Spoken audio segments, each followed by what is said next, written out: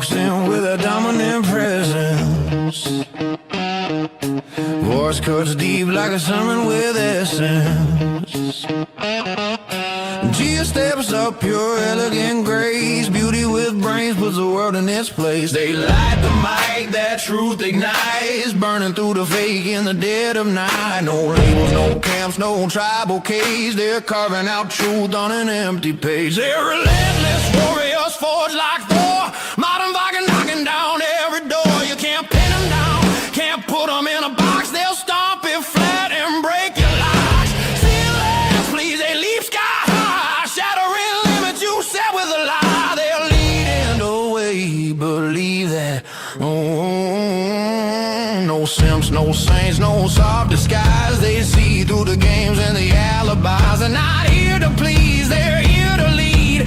Truth and balance, yeah, that's the creed of woods. Boom, plenty of truth on fire. They're calling out the world's desire. From fake ideals to moral decay, they're lighting up the modern age. No one's safe, not the church, not fame. They're flipping the script, rewriting the game.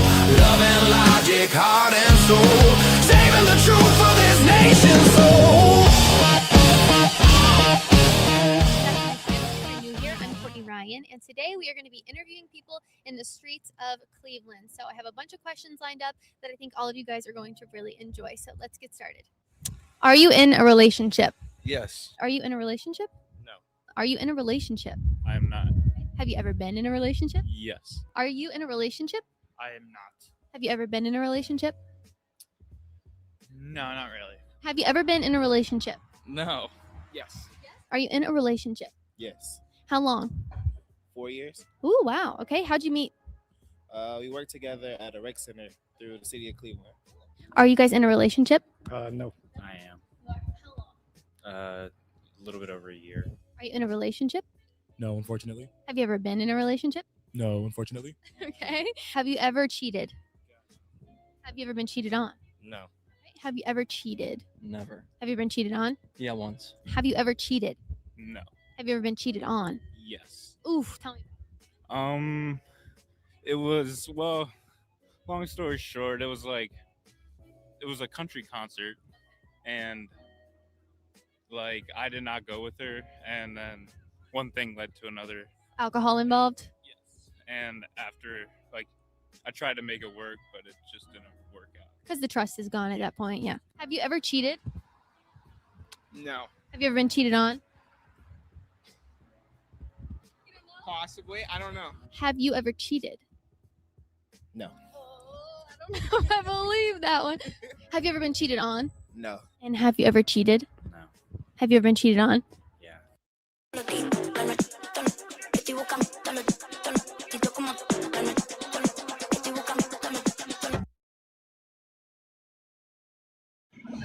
Hi, what's your name?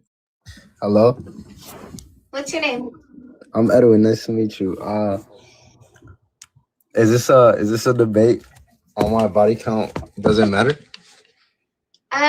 Probably not. I've been waiting since August 2024 for a debate because this is a facts over feelings debate, and none of you guys have been able to bring anything other than ego dysfunction or indoctrination.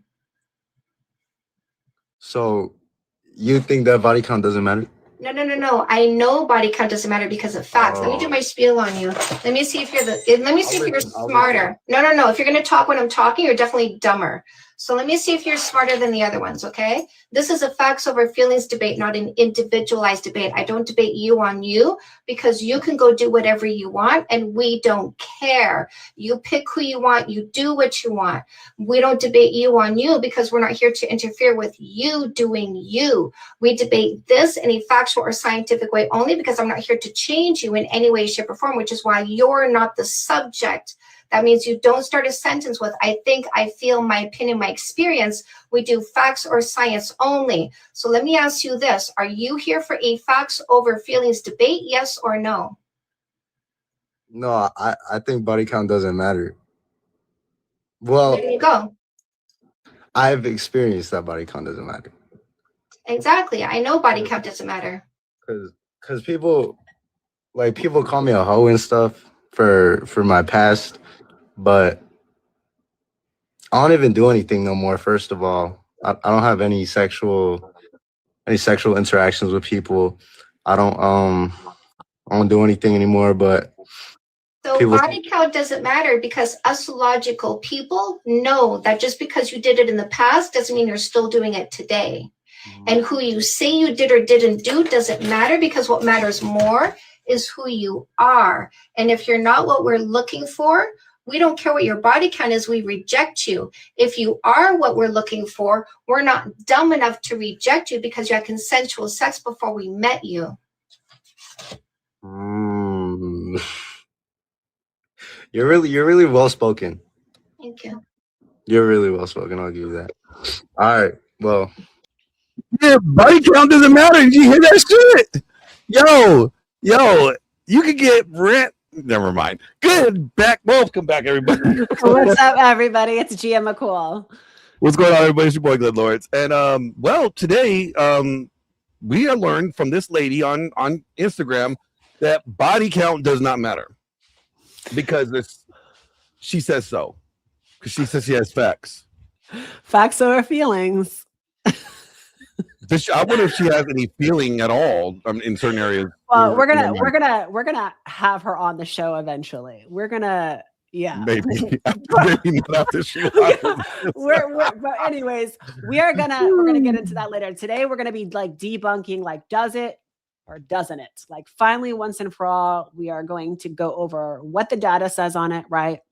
What the facts say on it, and then we are going to give our opinions. But we're going to be mainly presenting the facts. But before we get into that, let's hear what everybody else is saying. Yes, let's do some more reactions. Is if you're like quite a committed, loving guy, you'll find out all the details of your girl's past, and it's brutal. It broke me.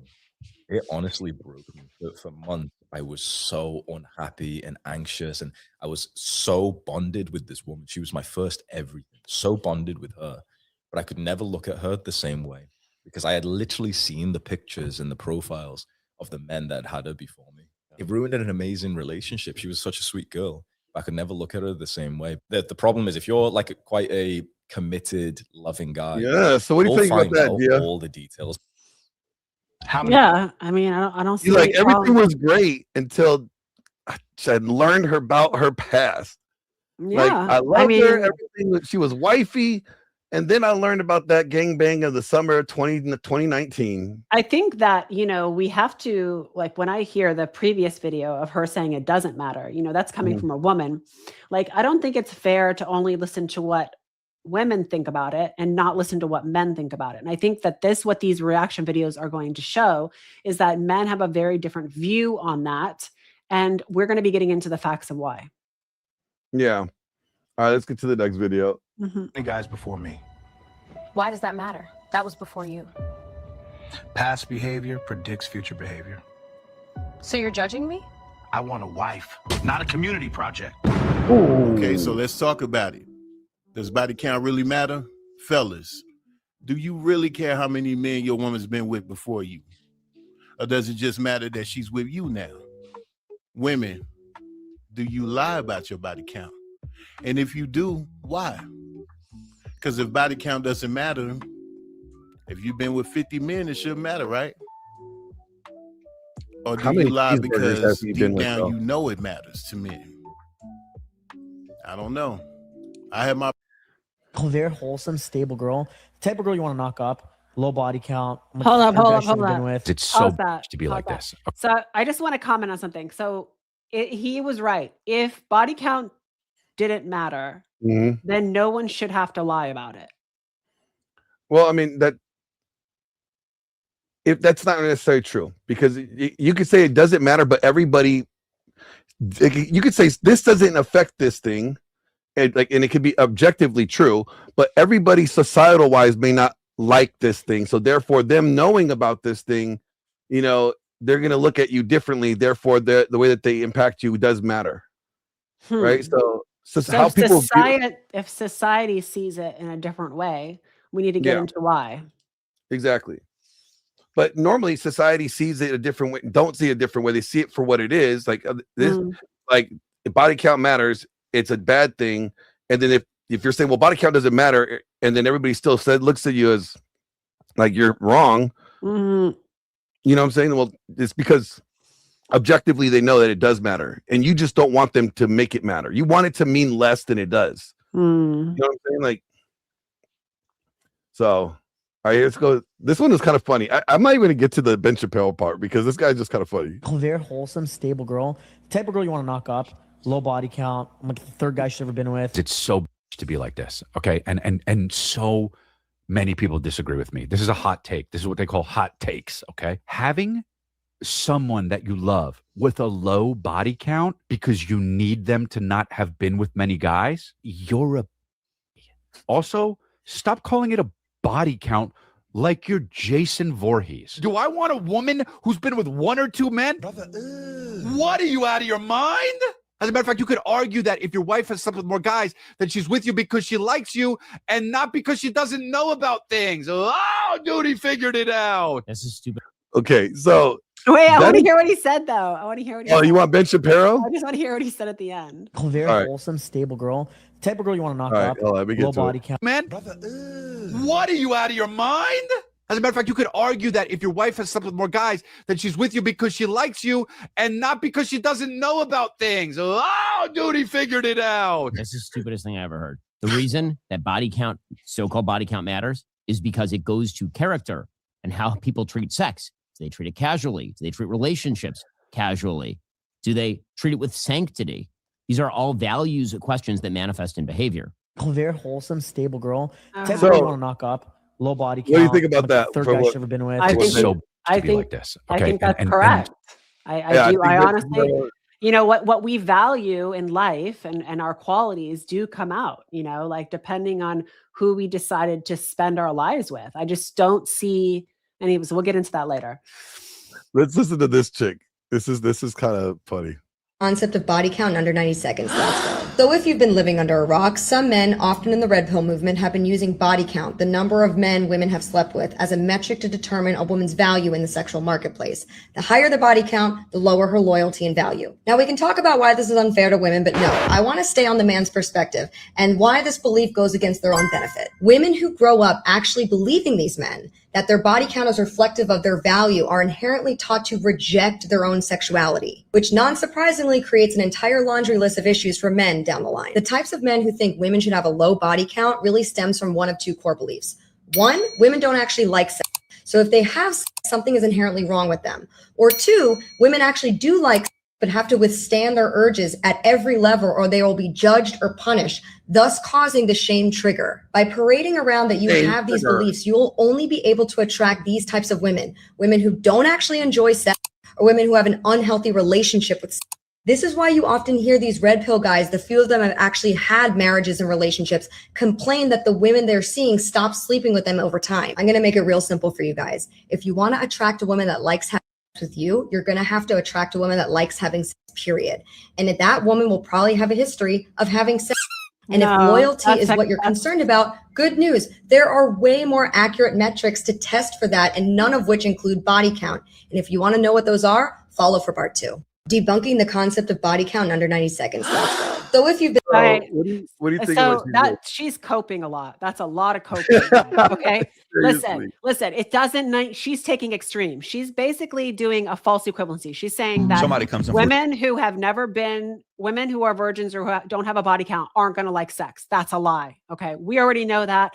That can be debunked. I can have several women who only had one or two or no bodies and they love sex. Okay. Then she's saying that the ones that do love sex had tons of bodies. Again, that's you can find women who have had lots of sex and don't like sex, or end up getting in marriages and don't give their husband sex. Like, it's false equivalency. It's not correct. It's absolutes. All right, here we go.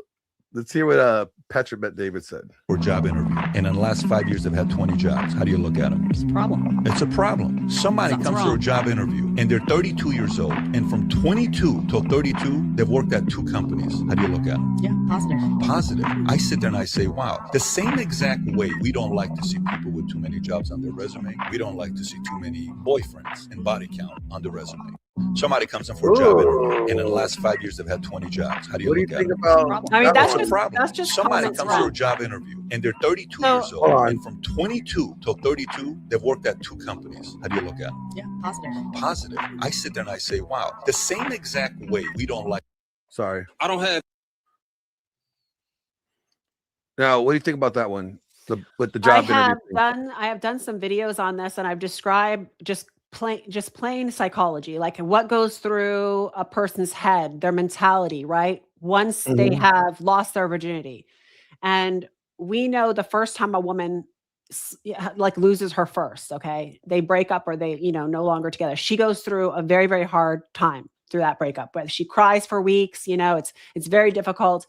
And then the next guy that comes along, she'll cry a little bit less and a little bit less, right? So it's just common sense to know that if you are cycling through people, the more you cycle through people, the less and more easier it is to move on to the next. So everything he's saying to me, Patrick, it's dead on. Like that shows somebody who can't stick to their word.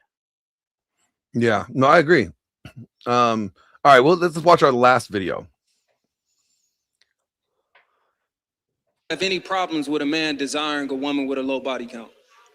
I have a problem with the who sit on the internet and comment about women that they don't have a chance with. I have an issue about who are not on their square talking about women that they don't have access to. I have a problem with men who expect women to adhere to a set of standards that they don't adhere to. That's who I have a problem with. And those are the niggas I'm talking to. If you on your bruh, and that's what you practice and that's what you desire, do what work for you, you feel me? But it's a certain group of, and for real, we bring body count up often. So at the point that you saw that clip, I'm frustrated because it's gonna be in the comments of this clip when it comes out who don't have access to 5% of the women in this room. And they worried about who they.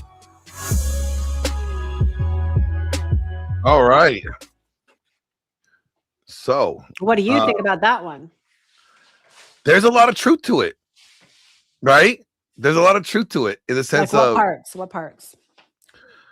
There's a bunch of people online bitching and complaining about women that, one, not their wives, two, they would never have any opportunity to get with. So why do you care what that woman's doing? Online is just all cope mainly, anyways. A lot of it is. Let's get into some of the chat here real quick, because people are saying stuff to us and we want to say hi and acknowledge them. We got Toxic Angel. He says, hey, Glenn, how you doing? We got Dissident Servitude says, why are we the only ones in the chat? Oh, you're in X. You're on X. That's why. Then Uncle Fatty says, the only acceptable answer to the body count question is, are you the best ever? You know what? We got something for that.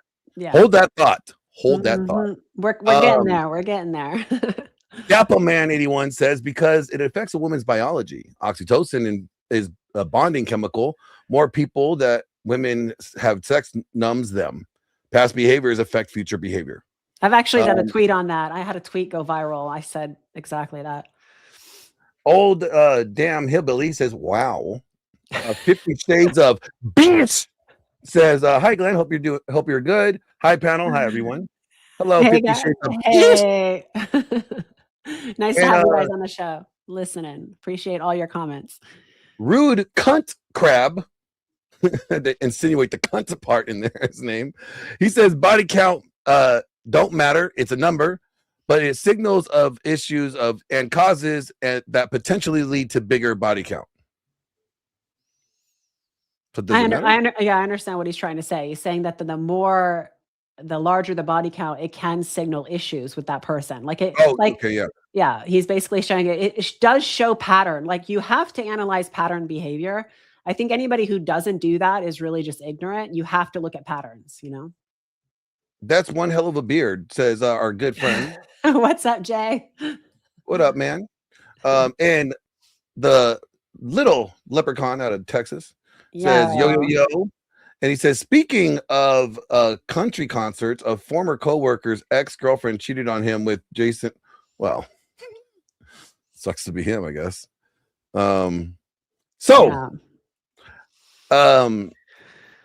Does body count matter? Yeah, let's get into the facts. Let's get into the facts because I don't want to give opinions or, you know, feelings on it or personal experiences. Like, we'll do that later. Yeah. Let's get into the actual facts of it.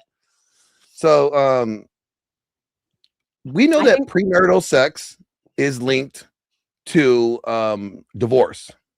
So that right there, you can conclude that. And here's the data, you guys, for you guys want to see it. Yeah, if you guys want to go check out some of this stuff, you can go look on the National Survey of Family Growth. You know, we'll show you that anything with 10 or more has the most likely to divorce, right? And anything under 9 is less likely to divorce. And women with 0 to 1 were the least likely to divorce. Okay. So that right there, you know, those are the studies. Now, people get really upset with this, right? Because when you give them data, they want to argue their experiences or their opinion or whatever on it.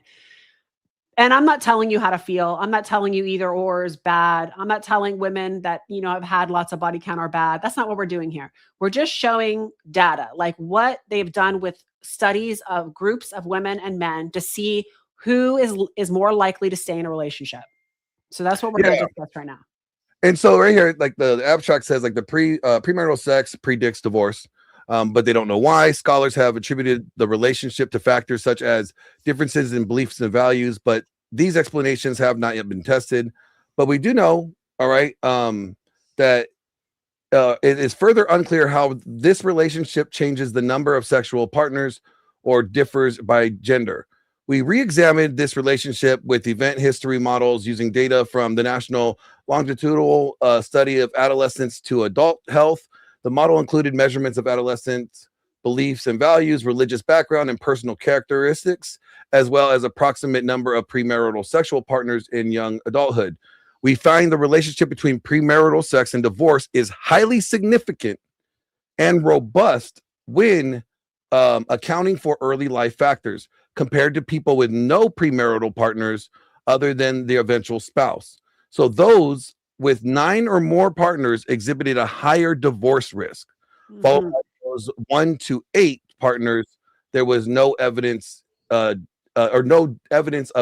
gender differences. So, you know, yeah, because like you have to look at consistency. Again, we're going to go back to patterns, like pattern behaviors, right? Because this is not about a moral judgment. Like we're not doing moral judgments, okay? This has nothing to do with that. We're just observing patterns through research. So if you look at the consistency of what somebody does throughout their past to going forward and how they commit to those patterns, right? And how self-sex selection is either showing instability or stability, then you have to show why somebody who doesn't stay stable or consistent in their relationship does affect their ability to stay consistent in future relationships. That's only fair. Like that's just common sense. Anyone can agree with that. So here's the number of sexual partners in a lifetime, right? The median number of the opposite sex partners in a lifetime among sexual experience, women and men, age 25 to 49, right? So, and this was taken from 2015 to 2019. The average number, right? The medium number was 4.3 for women and 6.3 for men. Yeah. So to me, that's showing that while body count doesn't necessarily tell you destiny, it does give a good indicator of that person's patterns, like how they're going to behave going forward.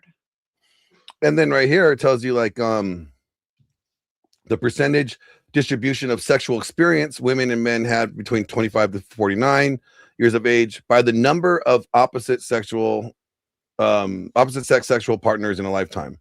So, You know, so based on like the variables of the numbers, opposite sexual partners, sexual experience in ACASI means respondent has had vaginal, oral, or anal sex with a partner of the opposite sex. And you can just see that the percentages, right? You know, a one, you know, it's low. They're low. It's a good thing, right? Let me go to this other one here. This study. Yeah. Do you have the graphs? I do have the graphs. Let me pull those up here in a minute. Let me pull this study up first. Here we go. There's this one. Wait a minute. Wrong one. Didn't even do anything. Stupid. All right. Now it will.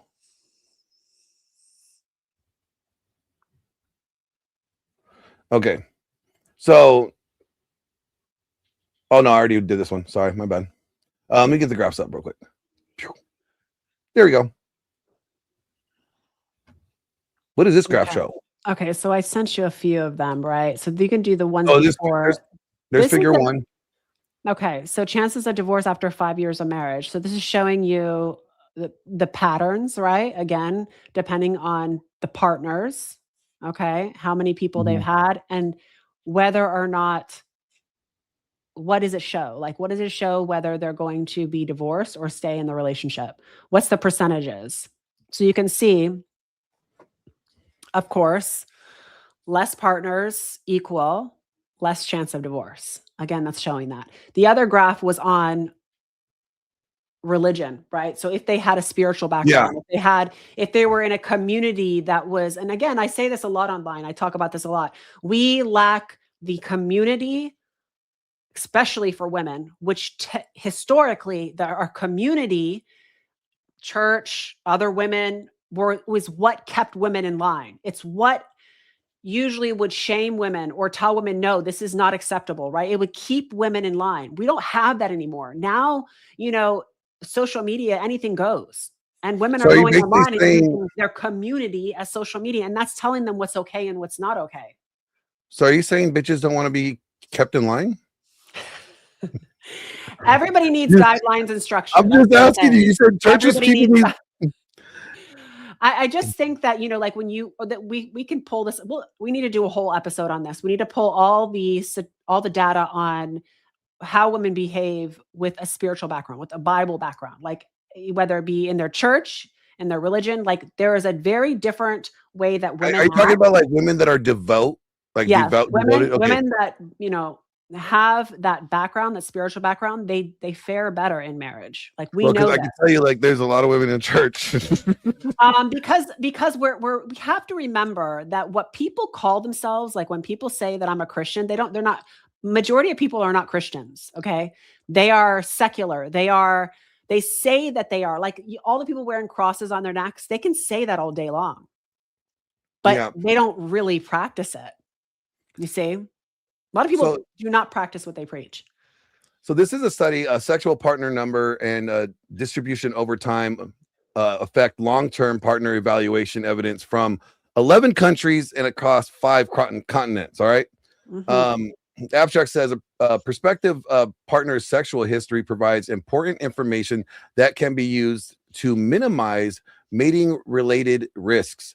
Such information includes the number of past sexual partners, which has an inverse relationship with the positive suitors evaluation. However, sexual encounters with new partners vary in frequency over time, providing an additional dimension of context previously not considered. Across 3 studies, right, with 15 samples, we demonstrate that the impact of past partner numbers on the suitor desirability as long-term partner varies as a function of distribution over time. All right, so using the graphical representation of suitors' sexual history, we found that past partners' numbers effects were smaller when the frequency of new sexual encounters decreased over time. This moderation effect shows stronger and often covalent. I don't know the word is. Okay, so for the viewers that need like a 5th grade comprehension on that. I don't know what the fifth grade is. What it's basically saying is that inconsistent emotional investment. So the more people cycle through sexual partners, it's showing inconsistent emotional investment. Okay. That is why the less body count that they usually have more emotional investment in that person, which helps keep that relationship lasting. And I think that that's the nuance that gets lost online. Yeah. And those patterns will carry out a marriage, you know? This is like the graph that they're using. So this image, past partner numbers and distribution of partners over time from part of a potential suitor sexual history, which in combination with disease avoidance mechanisms informs partners assessment and subsequent mate choice.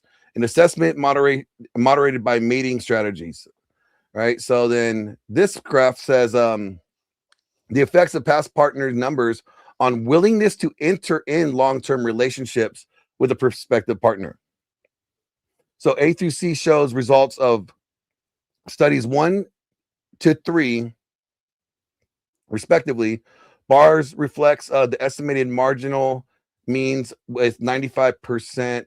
I don't know what that is. Abbreviation. So can you enlarge? Can you enlarge that? Yeah. Okay. So 1 through 3.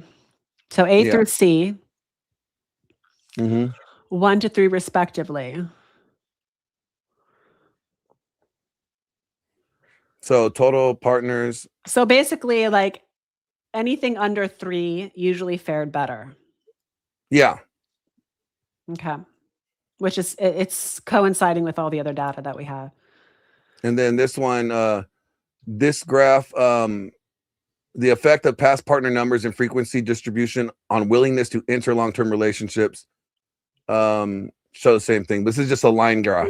Okay, so for the viewers, like, why does body count matter in data? Okay, let's talk about that, because it often a proxy for how a person has historically approached intimacy, attachment, and stability. Right? Like I said before, are they emotionally invested in that relationship? If it shows the more partners they have, it shows that they invest less and less and less into those partners. So this in itself proves body count matters. Yeah. And let's just say, like, okay, you didn't care about the number of people, right? But each time a person has sex, you're not factoring in, like, oh, that's a very risky action.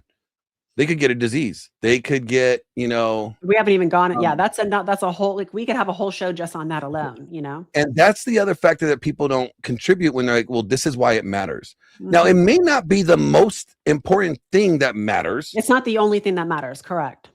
It may not even be like, you know, you may not look at it as the top 3 things that matter when you're thinking about it, but you have to look at it. What does it show about this person's character?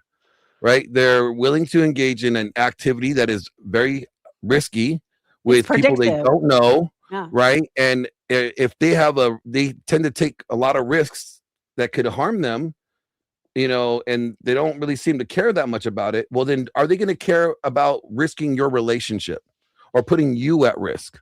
Right? It also exposes self-awareness. And I think this gets left offline, right? It exposes self-awareness, because the more self-aware somebody is, the more they start to understand the differences between men and women.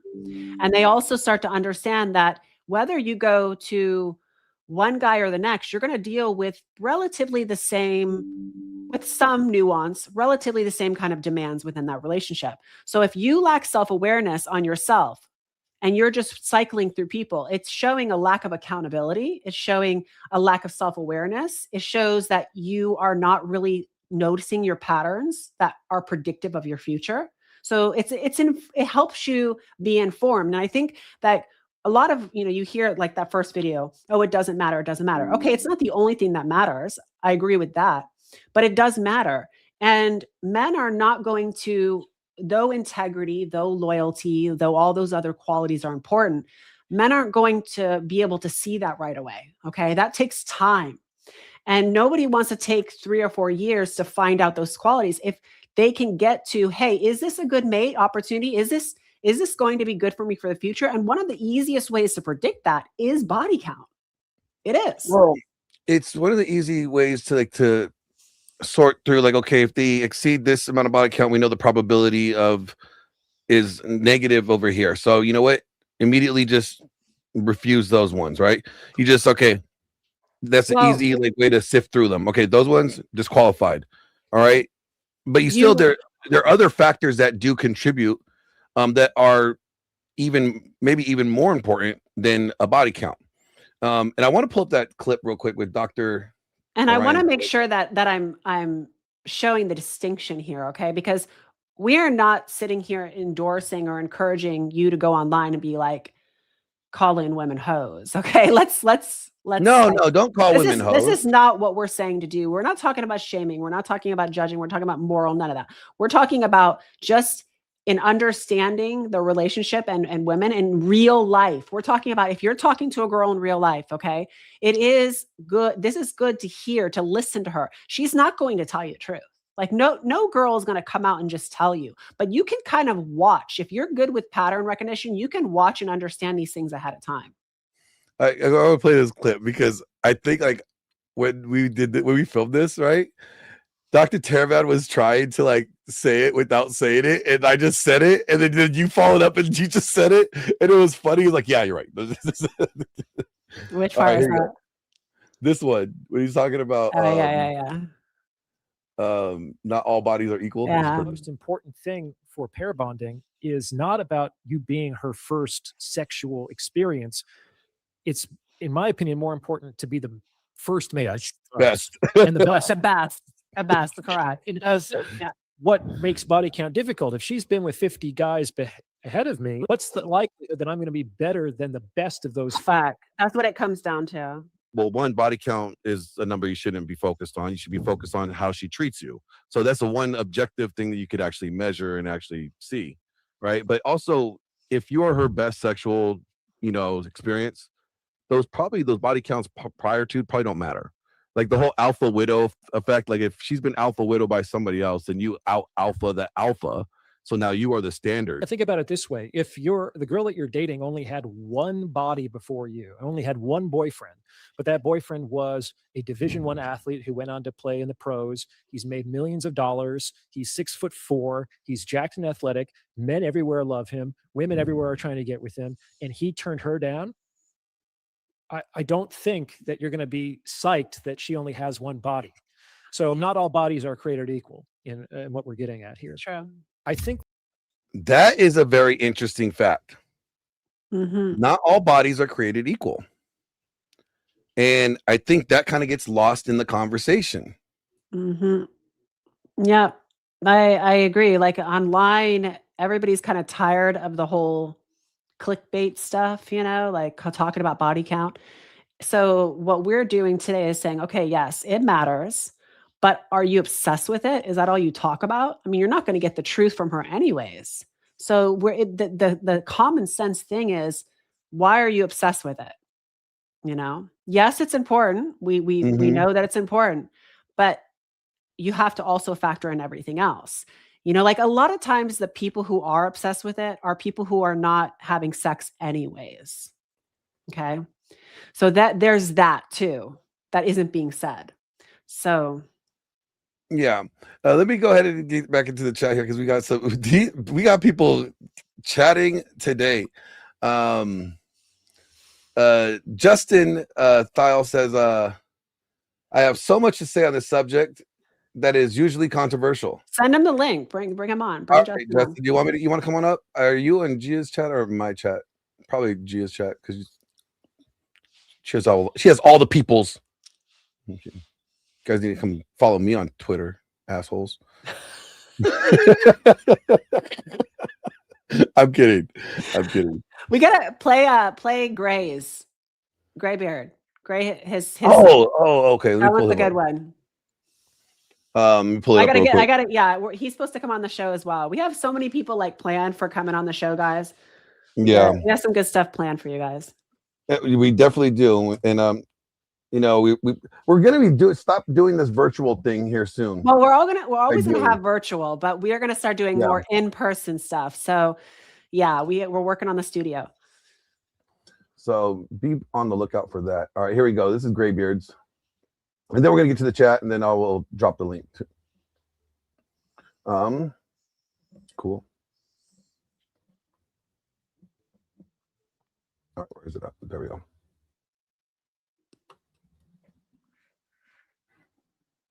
Body count does not define you. A woman's body count absolutely defines who she is.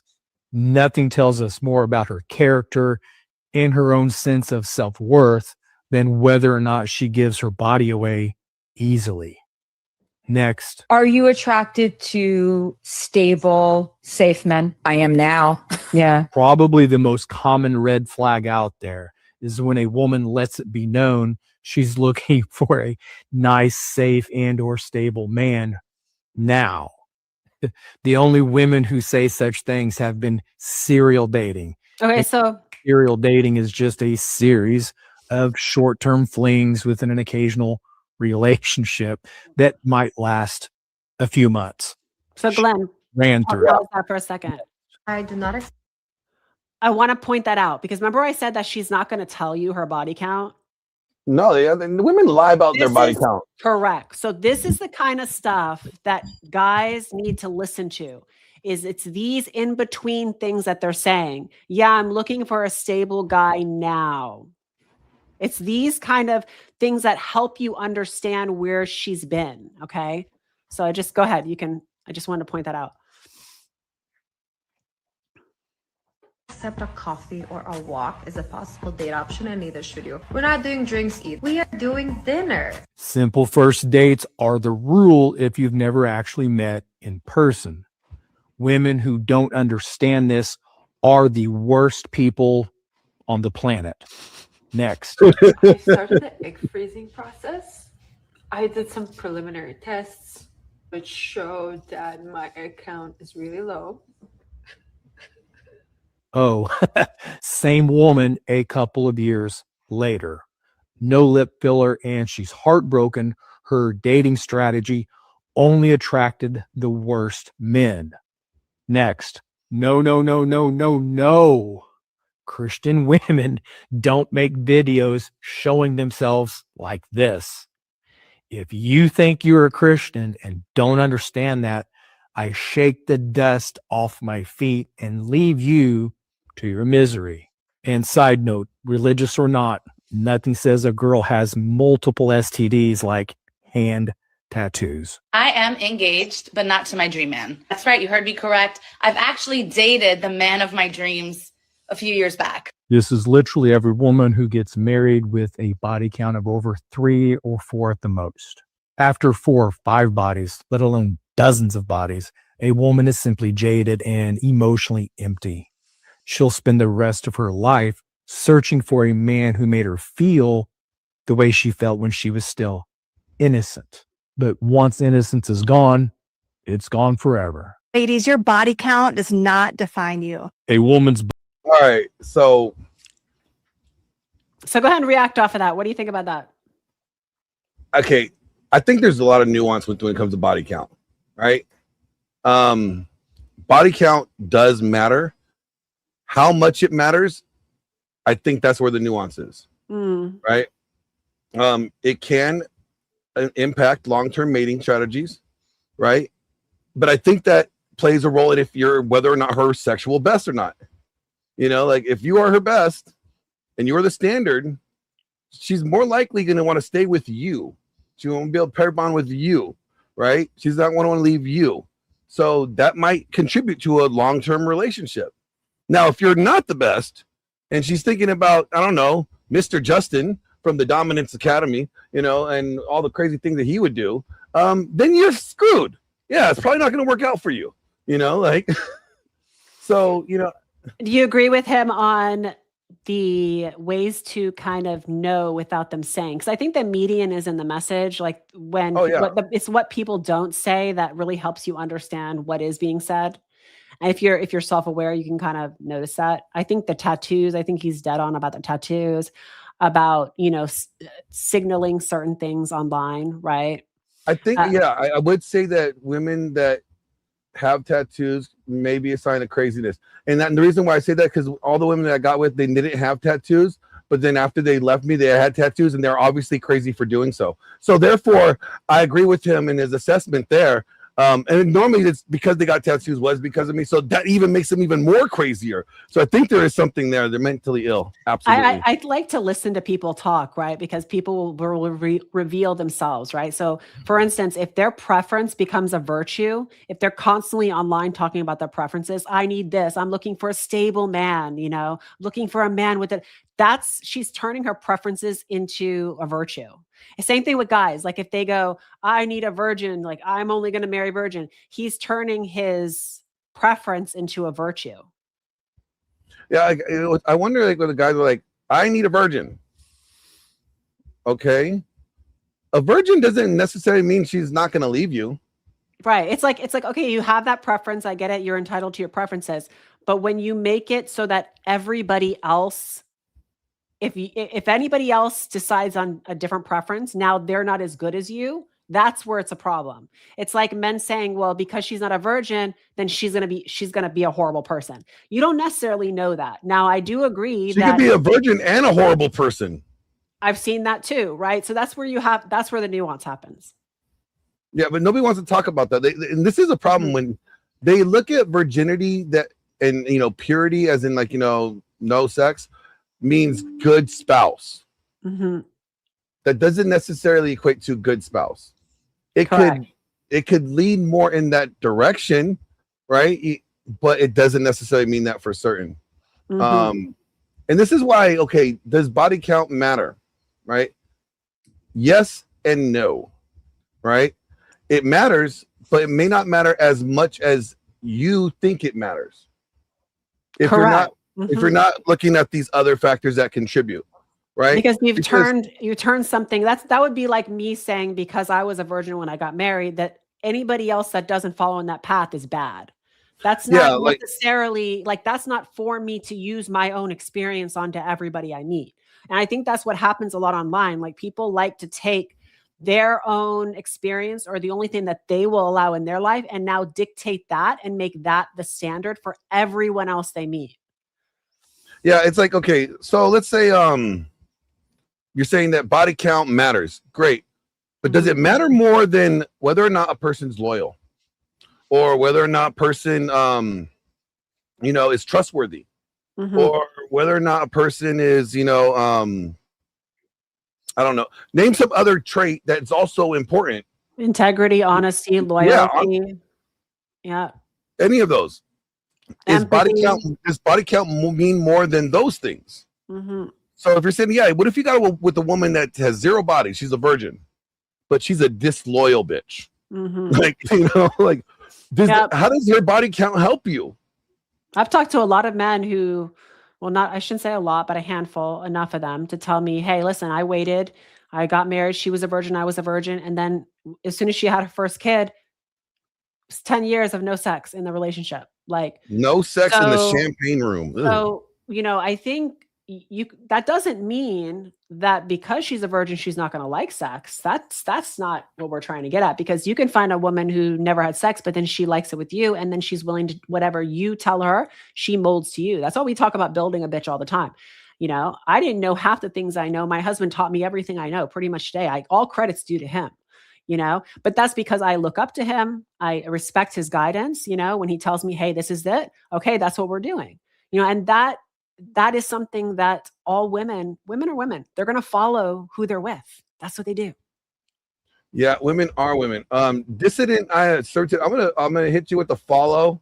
So then you could, he advocates for decriminalizing and legalizing I would love for you to come on if you want to come on. He advocates for legalization of prostitution.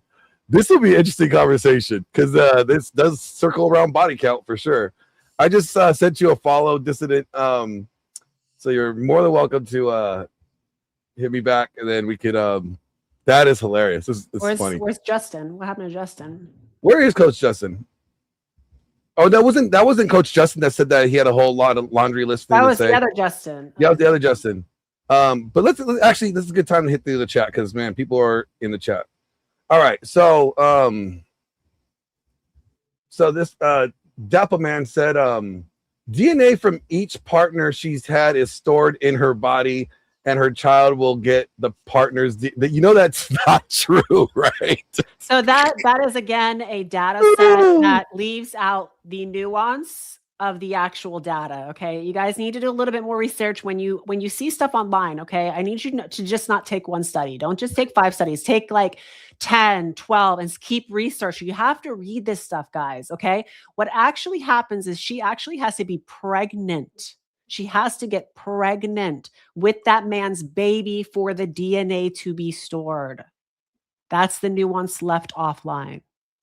Toxic Angel says, I guess Crab likes the taste of D in her box. That's fucked up. Oh, stop. Yes, 100% patterns. Agree to that.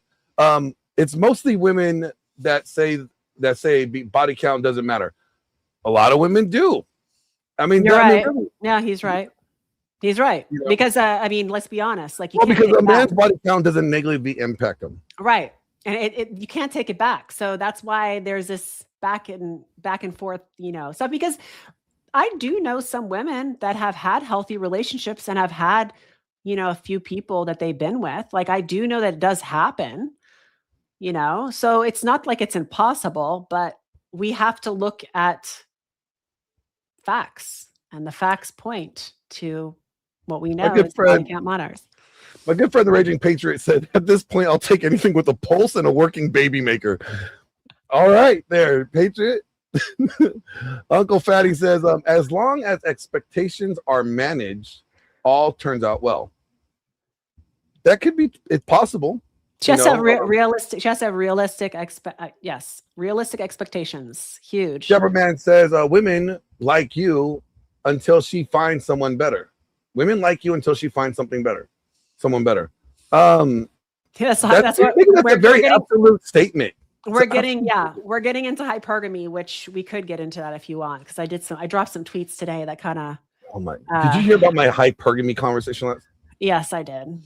I don't want to do that again. Dissident says Gia is like attractive. She can have a high body count. Gia doesn't have a high body count. Yeah, I mean, if you want to talk about my exact scenario, I met my husband. I only dated one other guy before my husband. So no, I have a very, very low body count. But of course, because I've done modeling and I have like a lot of images, people automatically go, whore. They love to do that. They do. It's so wrong. They're so off base. A key that opens many locks. A lock opened by many keys is a crappy lock. Yeah, we've heard this before. Another soundbite. Yeah, it's true. Okay.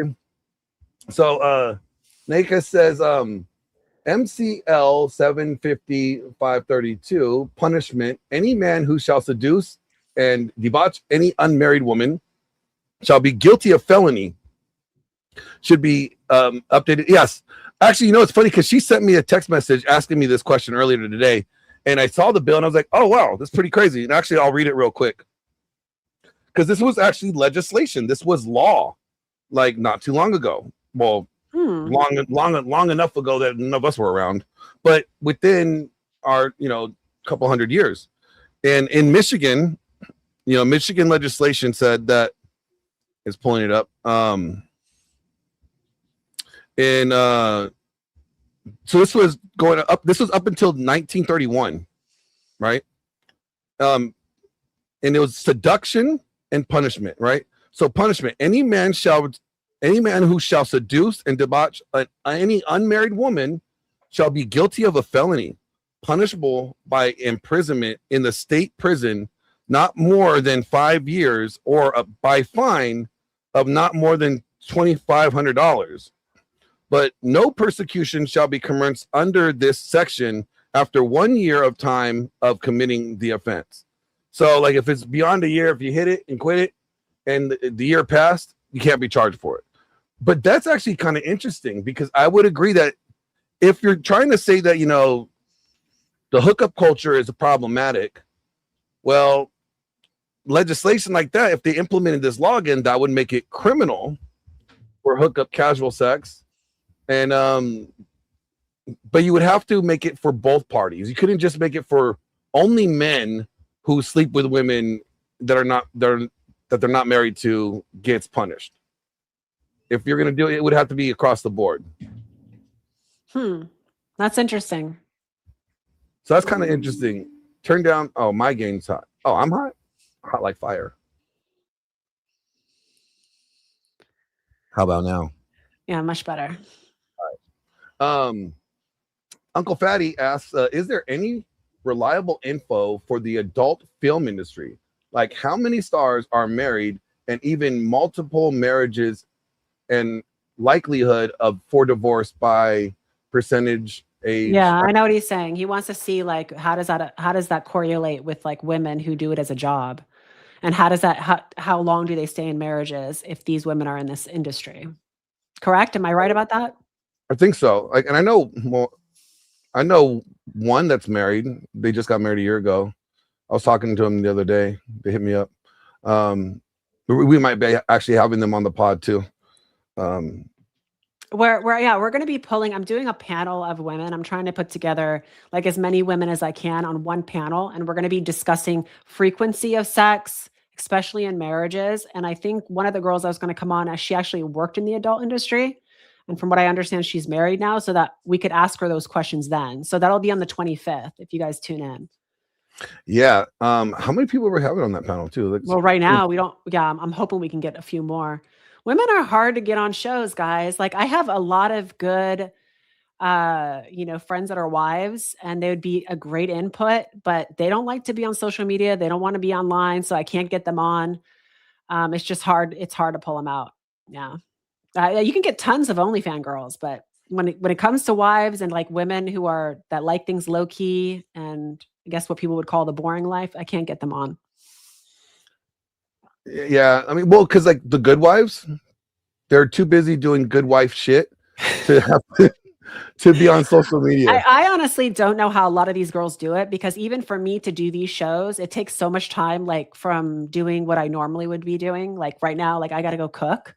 She's about to get her ass in the kitchen. Yeah, it takes so much time to do these shows. I just don't know how people do it all the time, like every day. Yep. And we got Taticus asking, what do you ask here, Taticus? Where can you find the legislation bill for? Oh, you mean this bill right here? Yes. Hit me up. Either email me or message me on Twitter or something, and then I will send it to you. Mm-hmm. So let's get to the nitty gritty here. Does body count matter? Yes. But not the way that you may think it does. It's not the only thing that matters. Yeah. And you don't want to be online obsessed about it. Going on every girl that you find attractive, going, oh, she must be a hoe. She must have 50 body count. That's not doing you any good. Okay. It's not doing you any good. Just do this. Just assume that every woman you meet has a sexual past. There you go. There's no more Mother Teresa's. All right. There's no that's the thing is less than 3% of women are virgins on their wedding day. Right. So just assume that the woman that you're meeting, that you find interested, that you find attractive, that you want to get to know, she's probably been banged out by somebody before, and it wasn't you. Okay. So get over that part. How does she treat you? Focus on the other factors that do matter, things that you can objectively observe, things you can control. Yeah. It's the same thing with hypergamy. Going online, going under every single clavicular post, going, look how women act, guys. That's women's female nature, guys. They can't trust them. They're not loyal. Like, what is that doing for you guys? Really? I mean, like it's like being obsessed with women. It's still putting you say that you don't put women on pedestals, but you're still putting women on pedestals. You're still making women the focus. It's not helping you. Let's solve the things that are within your control. And go to the gym. You're gonna allow in your life. Get your body right. Get your mind right. Get your finances right. Get the things that are actually going to make an impact. I could log off tomorrow and never log back on, and my life would stay exactly the same way it is now. Online does not matter. It just doesn't. And I agree with Caucasian Sasquatch here. Now, I was his Valentine last year, but now I'm no longer his Valentine for some reason. But he says, I'll take an honest hooker over a lying virgin. Facts. Yeah. That's 100% fact. Honestly, I've never met a guy that said anything other than that. We would all rather have somebody up front. I have met a lot of people in all different demographics, right? Criminals, hookers, prostitutes, pastors, virgins, all types of people, right? And I always enjoy talking to somebody who straight out tells you exactly what's up right in the beginning. They're not trying to act like Miss Goody Two-Shoe. They're not trying to like put on a front, you know, a poser, none of that. They just say, this is what I like. And I respect that. Yeah. I mean, listen, like I will tell you what the red flags are. But I'll tell you right now, I tend to run through red flags like a communist parade. Okay. I will hit every single one of them, you know. It's funny. Didn't you say like most people's red flags are your green flags or something Exactly. like that? Yes. Like what? Your red flags are probably my green flags. So like girls with tattoos, septum piercings, I've dated them all before. I've even I would even encourage them to get the nose piercing. Like I've gotten with girls that had no tattoos, but because I'm tatted from the neck down, they end up getting tattoos. So you corrupt them. Absolutely. Like, okay, like now I'm you know why body unmarriageable. count matters. You just prove why body count matters. I am that's the reason when why a they're woman gets with a man, unmarriageable. she needs to stay with that man. Yes. Don't again, perfect example. If a woman has been with a guy that goes by the name Caucasian Sasquatch, she's been damaged. Okay. If she's been with the guy, there's a lot. Yeah. She's been damaged. There's some damaged people online, big time, man. Coach Justin said like a nose ring is only good with a leash. Oh, damn. That would hurt. That would hurt. Could you imagine being pulled around? I like what Taticus says here, right here. And this is really interesting. He says, give me a loyal, exclusive webcam model over a LARPing TradCon pick-me baddie. Facts. That's true. I can go with that. So it doesn't, as you can see, there's nuance here, people. And a lot of these sound bites and stuff that you hear does not get into the nuance. They make everything absolute. So if they're saying, yeah, you want a virgin, cool. So you get a bunch of guys getting with virgins, but then they find out they're just getting just as divorced as the ones that weren't virgins. Why? Because the other factors, the other qualities, since they prioritized this one and they didn't actually care about vetting for these other qualities, it didn't work out. You need to have the right balance, right? You know, there's a lot of factors that do matter. Like, again, this is what the Dr. David Buss says when it comes to, you know, mate selection. And this is what a lot of the talking points in this space tends to not actually acknowledge.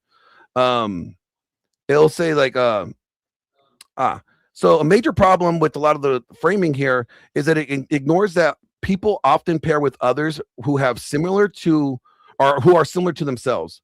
Research on assortative mating shows that people commonly match on education, attractiveness, intelligence, values, and overall mate value. So they're not just looking about body count. They're not just looking at about this. There's other things that contribute to whether or not somebody is a good, you know, mate, right? They also ignore like loyalty matters, trust, you know, lifestyle, a person's you know, religious beliefs, how the person treats you, a person's character matters. Huge. So I mean, who cares if you got a virgin but it has a shitty ass character? Oh, she becomes real ugly real fast. And she ended up taking you for everything. You're gonna have nothing. You're not gonna have enough money to go get you a hooker. What time's it done with you? Like, oh yeah, kindness, dependability. Those are the other qualities that it says here. And these are high value items that people like, you know, factor in. So if these are other high value items like kindness, dependability, understanding, and long-term mates, if you're only focusing about her body count and you're ignoring all these other factors, that's detrimental. You're setting yourself up for failure. So, yeah. What else we got? I'm Any more comments? What's up, Grid? I see you. Give me a muffin baking mini can driving soccer mom with D cups. Oh, minivan. Okay. What type of muffins you like? He likes blueberry. I think he's a blueberry muffin guy. I'm guessing. Mr. Justin, you gotta tell me, are you blueberry? Apple crumble. Those are bomb.com. You know, I want Dissident to come up and talk about his legalization of prostitution. I think that would be very interesting to hear. I just because sent. it does kind of come up to the whole body count topic. I just sent the link again because he never got it. Justin Okay. never got it. Oh, did you get it to Justin? Yeah, I just sent it. All right. Let me actually message that Dissident guy because let's see. I'll message him directly. I mean, because it kind of I can't message him. Damn you! Why can't I message you, you asshole? Message me. Yeah, I think a sorting. I did a whole tweet on that. A sort of mating. I have to pull it up. See if I can send it to you so you can pull it up. So this is like last night I was on a panel and I was talking about the problems I see in the red pill space, right? And if for some reason that concluded that Glenn must hate the red pill. Glenn is anti. Nobody's saying. Why can't people why can't you criticize something or critique something and say, hey, this is wrong or this should be fixed without people assuming that you're attacking it? I had that happen all the time, right? So like as soon as I bring up Justin's like, that panel was insane. Yeah. I wanted to jump off the bridge. Because it's the same reason why people do ad hominem attacks, right? Like if they can't discuss the topic in a logical way, then they're immediately going to go to ad hominem. Like it's discredit you through your character because they can't discredit you through the argument. And that's why they do it. So I get that a lot. Like if I talk about why marriage is important, I get called, what is that? What is a fem something? You're a femcon. Yeah. So like they'll call me things like, where are they coming up with this? I'm not conservative. I don't know where they're coming up with this. And I was right. It was blueberry. Oh, blueberry crumb. I like to do the crumbs. Anyway, so yeah, people just do I like they crumbs. immediately move to like labeling because then they can discredit you through your character. So then people don't listen to you. It's just because it's called, to me, it's intellectually lazy. Like if you actually want to have a discussion, let's talk about the argument, the topic. Don't go to attacking my character or something that I've done that's irrelevant to the discussion. Yeah, they're like somebody else like, are you married? I was like, that's irrelevant to the conversation. We're not talking about me. We're talking about what the data says. Like, I don't care how you feel about it. This is what the data says, right? Yeah. Like, and so what I was trying to get at in that debate was like, there's things that. So I think that there's that if you do not disseminate the information in its entirety, right, and you're withholding information because you want it to sound a certain way or you're trying to make it fit your narrative, you are a dishonest person and you're That's misleading. a lie. It's a lie. A half lie is still a lie. So it's like, okay, Yeah. for instance, if we are going to say, for instance, what was that last thing that we just well, talked about? Oh, here it is. If we're going to hypergamy, say do the hypergamy that thing. every woman who has a man's sperm in her, that sperm stays in her, right? Like there's that's a lie. That's an actual lie. Like you have to actually say the whole truth. The whole truth is that she has to be pregnant in order for that to happen, right? The DNA, she has to actually have a baby to have that DNA. So like, that's what I'm saying. A lot of these sound bites that are online are like said to get everybody angry. And that's why it gets the reaction. And that's why it farms engagement and it gives them their money, their checks. Okay. Because we all know ad revenue is big on Twitter. So the more angry you can get people, the more sound bites you can throw at it, the bigger your check. But what that's doing when you do half truths is you're lying, and lies, they're destructive long-term. So if we are constantly saying women bad, women are whores, women are this, women are hypergamous, if we're always putting down and degrading women, you don't have to say, I hate women. All you're doing is constantly degrading women. Eventually men are going to hate women. And the same thing goes for the women. If all you're doing is saying men are good for nothing, I can do things better than a man, like we're degrading men. Like it's destructive. You can't take sides. Taking sides validates hate, guys. And here, Coach Justin coming in with some more knowledge for you guys. There are enzymes in women's bodies that are designed to kill the vast majority of sperm. The DNA stores in the baby's blood. So like when it's the blood from the baby that the mother, that's how it's stored. Yeah, like okay, we're bringing up the hypergamy thing because we'll just talk about it briefly. This is why I hate about hypergamy, the conversation on it. You know, certain people will build an argument around it, and they'll take ideas from evolutionary psychology, and they'll take some of the truth, but not the whole thing that the thing says, right? Like some people in this space will say hypergamy never seeks its level, right? And that only women are hypergamous, and they're always looking for a man that's better than equal, right? But that's not what the research says. So let's that's why I did this tweet. So I said women are naturally selective when choosing a man. That's a biological feature and it's actually good, okay? Where it gets distorted is when men and women reject mating assortment, meaning they are delusional about who they think they can deserve, right? So we see this a lot because women have a tendency and men have a tendency to see what they see online, what they think they deserve, or they compare themselves to other. We're in a constant comparison and competition market. That's what the sexual market of value is. And I did a whole video on this if you guys want to go check out. It's called Social Hierarchies. Then I go in to say some men argue that women have too many options, which is why they ignore 80% of the average man. Again, this is another narrative. This narrative comes from the old Cupid study that gets distorted online. It's not, it's not an 80-20, you guys. That's distorted. By the way the data is shared online, it's misleading and leaves the nuance out. The popular claim is that women rated 80% of men as below average. And people use that to argue that all women want better than them. That's not actually factual. The study actually found something more nuanced. While women rated many men lower on the look scale, guess what? They still messaged them. They still talked to them. Okay. They still gave those men a chance. The looks is only a factor a woman considers when choosing a mate. It's not just the only factor, right? So she's also looking, looks is there, but it's not in the top. Okay, it's definitely not. Especially not for women. Not for men, women. it is. Okay, right. For Correct. men, it definitely is. It's like if you're not hot, it's not happening. We have to also remember that now that women are making their own money, right? Now they can be a little bit more.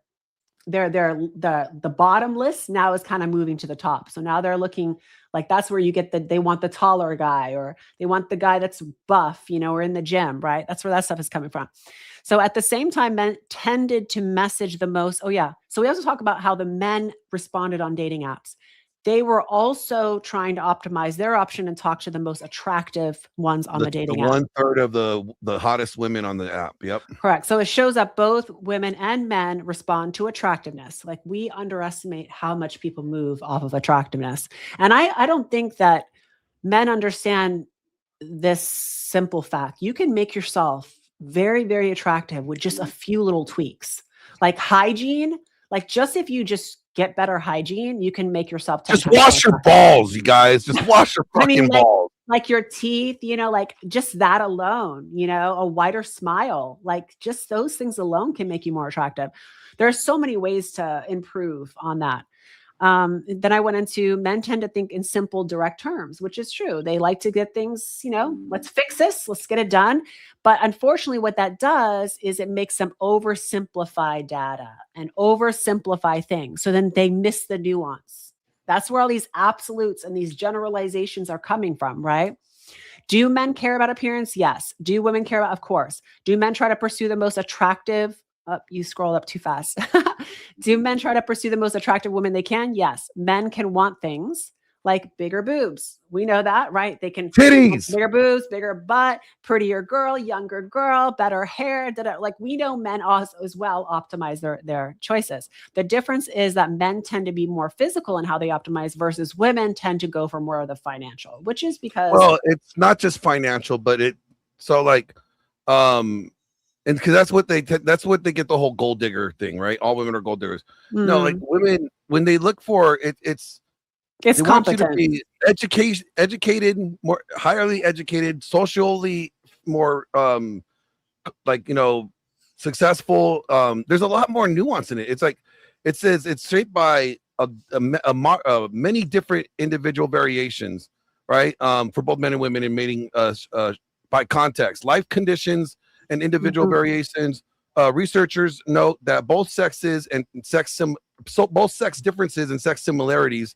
There's not just one rigid female program running the same way in every case, right? And they downplay, like, you know, the difference in attractiveness and intelligence levels, and all that plays a role. Again, if hypergamy is women want to date up, right? Or because really what it says, women will prefer to be at their level or up, right? That's what hypergamy means, right?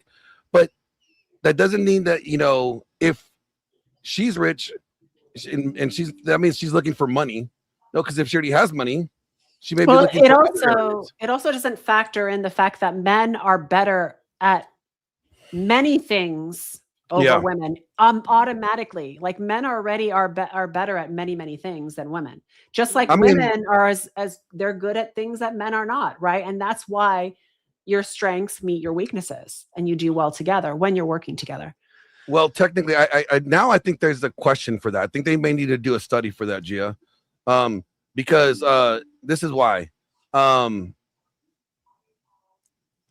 think that when it comes to women have things that do better than men, I would agree with you until these International Women's Day awards. Why are trannies getting these awards? They're not women. Are these fake women better than the real women?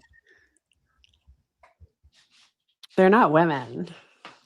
But are they? They're getting the awards that these women should be getting. I mean, that just proves it right there that men are better at women. I mean, better than women. Men are better at women being women. Men are better doing things than women are on many things. They're more competent in other areas. Mr. Justin's coming up. Okay, cool. We'll a couple more minutes, and then let's go back to that tweet because I want to finish it. I just want to get down to the end. I know it was a long tweet, but. And you tell me stop writing novels. Yeah, for real. I just need to put this in a book. Okay, so scroll down. Let's scroll down to the end. Okay. Good Lord. Nope. Go back up. Keep going up. Where did you go? I'm right here. But in 2026, we know women are making their own money. Men, however, okay, so scroll down. Sorry, I should be. Okay, so here, women look for ability to provide, ability to protect. Men look for attraction, enthusiastic sex, virtue, fertility, youth, nurturing, submission. Oh, this is what I want to talk about. So online, you'll hear a lot of sound bites like men are simple. All they want is a woman who is for them, can cook, and is beautiful. That's it, attractive to him, okay? But that's not really honest either, right? That's not really being honest. Yes, men are simple when they are just looking to smash. Okay. They don't have a lot of things, they're not going to have a long list. Hey, is she attractive? Is she beautiful? She's nice. She treats me good. Okay, good. Right. But when a man actually wants to see her again and again and again, and maybe have a relationship with her, that's when he becomes very complicated. That's when he's going to require a lot of things from that woman. So anybody who says that men are simple and women are complicated, I'm going to argue with you because I'm going to tell you, that's not really true. Men can be complicated in their own ways, just like women can be complicated in their own ways. Yep. You want me to go down? Yeah, let's just end it up. So basically, let's stop comparing hypergamy to celebrity women. That's another thing. You'll see a lot of people use celebrity outliners, like these women who found what's the model? The guy that was a prisoner, the guy that was locked up, and then no, what's the other one? What's Tom Brady? They'll use Tom Brady. Like, oh, if she wasn't happy with Tom Brady, then geez, women will never be happy, right? Because he's the best of the best, right? But we're using outliners. We're using a woman who she was already a millionaire. Okay. She already had her. Yeah, she was already set at a certain, status level and all of that. So like we're forgetting that if anything, that story was actually a positive thing if you could see it. if you could actually learn from it. What it showed is that you could put your entire world into making money. And guess what? That doesn't keep a woman around. She wants to know that you're there for her, that you actually care, that you're not always work oriented. You know, she wants to know that you're involved, invested in just in her, not always in making money. And I think a lot of guys that make money, they have that misconception. They think, well, you know, let's put that as a priority. And then they end up, everything else falls to the wayside, right? Yeah. So if anything, it was a lesson that we have to stop using celebrities as our standard, or using the worst examples that are going viral online that are very heavily misconstrued and scripted. Okay. Like even the curricular videos that we're seeing, those are scripted, guys. And you're all following for it. You're all like sitting there and acting like this is the way women act, you know? So yeah, so basically it's time for everyone to take responsibility. Long, short, we cannot keep pointing fingers and blaming. We have to learn from each other and then work together. Yeah, I mean, I think the biggest problem on like both sides of the conversation is that neither party wants to take accountability. Mm-hmm. They want to blame everybody else for their problem and for the way things are. Like last night, I'm literally in this debate and I'm hearing guys. I asked a simple question, and I'll ask the chat this too. Actually, this is this. I mean, I'll ask Gia too. Gia, who do you think is more responsible for the sexual revolution, women or men? More responsible? I think they both contributed to it. Well, They have both contributed. They both. Okay, so if you pull up the studies, like we could actually look on data. I already have I don't want to this. go by my I opinion. already have it. I already have them up. So that's The why data will show that it was 95% of men who wanted sex before commitment or sex before marriage, and only 85% of women actually wanted sex before marriage. So that's pretty close. So let me tell you about the sexual revolution. What's up, Justin? Good What up, evening, Coach? folks. How are you? Good to have you. Doing well. So check this out. When it came to the sexual revolution, right, or the sexual liberation, women contributed more to the structure of it, but men contributed more to like the commercialization and making it culturally acceptable. Like that's what men pushed. Men pushed it to become more socially the norm, but the women contributed to the structure of it being, because you can't have sexual revolution if you don't got women involved in wanting some of the sexual revolution, right? So well, I gave an analogy the other day to somebody. I said, okay, let's say your girl comes to you and she says, you know, what do you think about this? Like, and she shows you this hot picture of like this girl with these big, huge boobs, right? And like the guy's like, yeah, that looks great. She's like, would you like if my boobs look like that? And he's like, yeah, that would be awesome, right? So she's like, okay, well, I want to go do a surgery and get my boobs done, right? And he's like, wait a minute, no. Well, no, he's like, cool, yeah, I would love that. Let's do it, right? She goes and does it, and then all of a sudden, here comes the consequences, right? She finds back pain. She got back pain because the she titties are like this.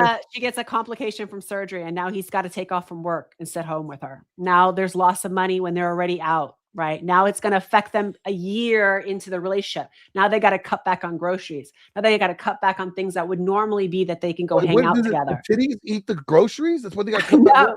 They have to make up for all the loss of expenses. So this is what happened with sexual liberation. In the beginning, it was like, wouldn't this be cool if I did this? Yeah, that'd be cool. Nobody thought about the long-term effects of where we would be 20, 30, 40 years.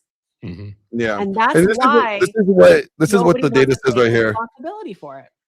It says like the strongest case for women's impact is that the pill gave women the reliability control over fertility and helped separate sex from pregnancy in a historical new way. And that right there, that shifted, that structural shift, it mattered like tremendously. But it also says that, you know, when it comes to men did more to turn it from like the structural shift into this mass market and sexual economy, like Playboy, Hugh Hefner, all that. They helped, you know, commercialize it and get it out there. They're saying Playboy is contributed greatly to the sexual revolution and was a major influence on on it through the philosophy of hedonism and the media empire built around sexual display. So I mean, who played a role in it? Well, they both played a role in it. Who but pushed tech? Who pushed tech? Who pushed AI? Yeah. Well, it was us that decided to make money off of it. Like, how can we make this grow? How can we scale? You know, like women are thinking, like, how do we scale my pussy? No, men are thinking, no, men are thinking like, look, we can scale this pussy. And this goes all the way back because think about it. How many male pimps have you ever heard of? I'm sorry, female pimps have you ever heard of? Exactly. It's always the prostitute and the pimp. Always the guy is like, no, how do I scale this? Right? I got one bitch. How can I get 3 bitches? How can I get 7 bitches? I can make like $60,000 a night. Exactly. You look at the CEOs of all these like porn production companies, the owner of you know, I don't even know the websites anymore, but the websites with all the porn on them, they're all probably owned by men. You know, OnlyFans is probably owned by a man. Yeah, it is. And it's kind of funny because there's like they're men, but they're men of a very specific. Who invented the breast implants? Who invented the breast implants? Who invented all the sexy, every sexy outfit? Anything. Who invented lingerie? Men. Men. Who invented the heels? Who invented the bras? Men. We like titties. We want to make sure they were It well was secured. all a way to like. It was a way to like kind of find a way to monetize female sexuality. Mm-hmm. Yeah, but they keep making them better because nowadays, like if anyone ever heard of Motivas, the brand Motiva? It's an implant brand, and it's the most latest technology. No, that's old. That's old news. That's old titties. Yep, that's old news. The new stuff, it's this brand called Motiva, and they look, move, and feel almost exactly like a real breast. The only people who can tell the difference, Motiva, Motiva. Yeah, I'll pull it up. And only like the plastic surgeons can really tell the difference. Like your average guy would not be able to tell. Interesting. Yep. Yeah, I looked into this because my girl wants to get larger breasts, so like, okay, I'll do the research for you. Yeah. I'm pulling up Motiva. Oh, they have all sorts of things coming out. Like I talked to a plastic surgeon, and he told me, he said, if it wasn't for us coming up with something new every month, we would not be millionaires. Like the only reason why we have the money and the cars and the house is because we come up with these things to tell women that it's newer and better. And it's really, it's the same shit. It's the same. Yeah. I've got a client of mine, you know, granted, it comes from a very extremely troubled past, but it's turned him into this rocketed overachiever. And I think maybe I mentioned that on the show where he's setting up this spa in Turkey, where it's like a hotel spa plastic surgery place.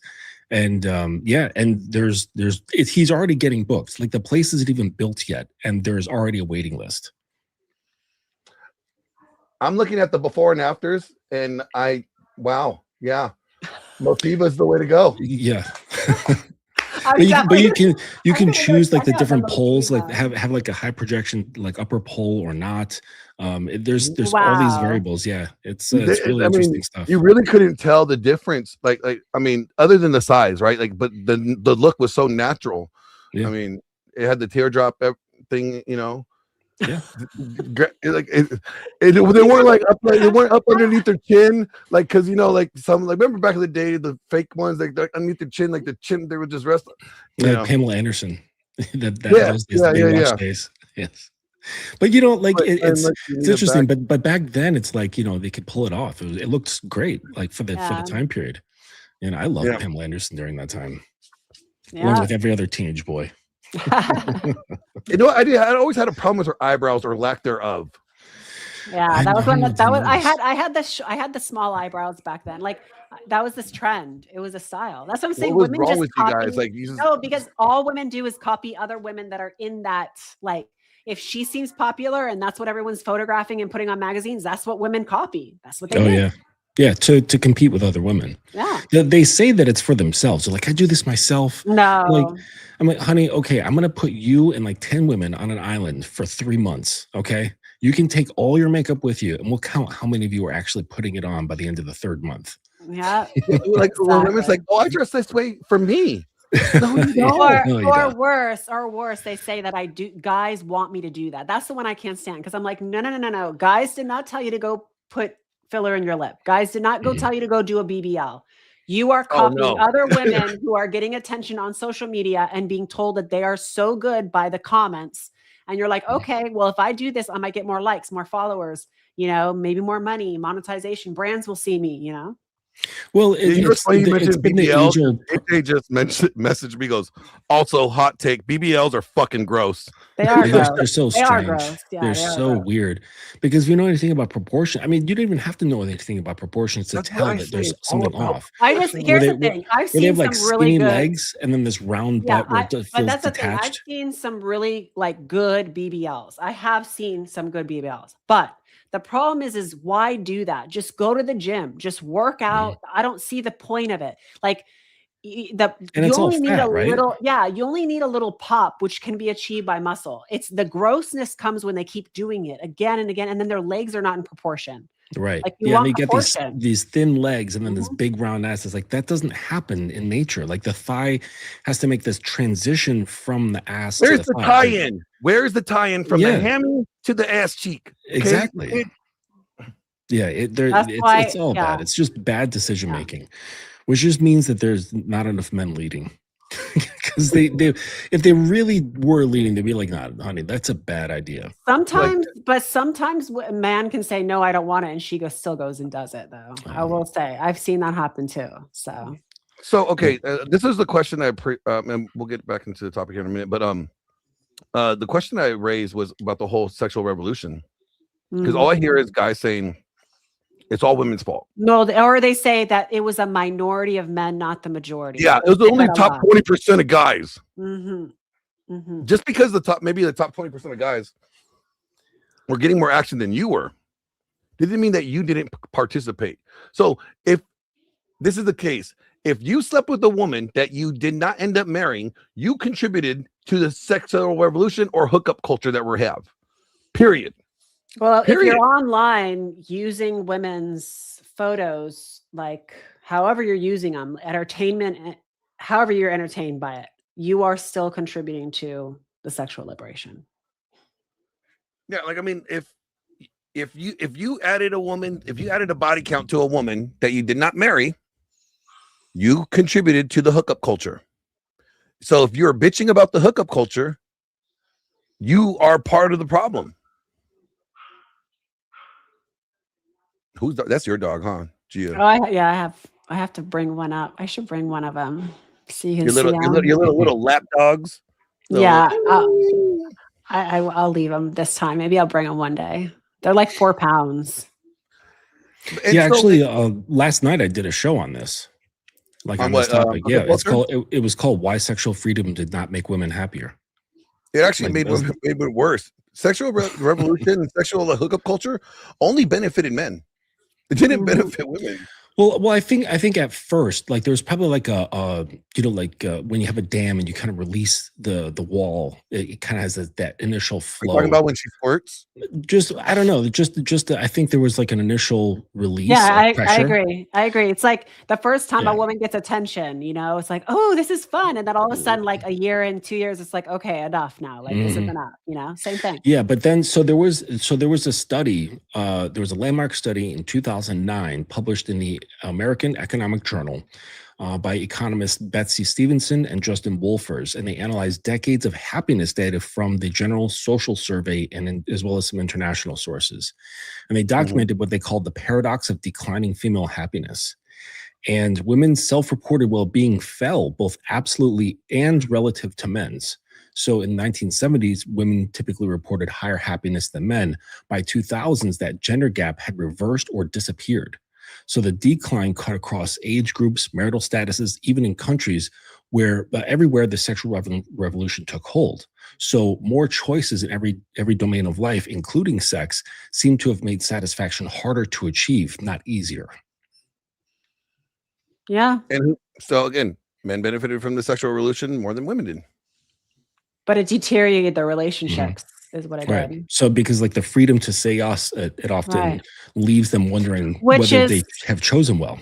Which brings me to a good point. I don't think that this new we were talking about the fourth, what is it called again, Glenn? The fourth turning theory. The fourth turning. Have you looked into that? What's that?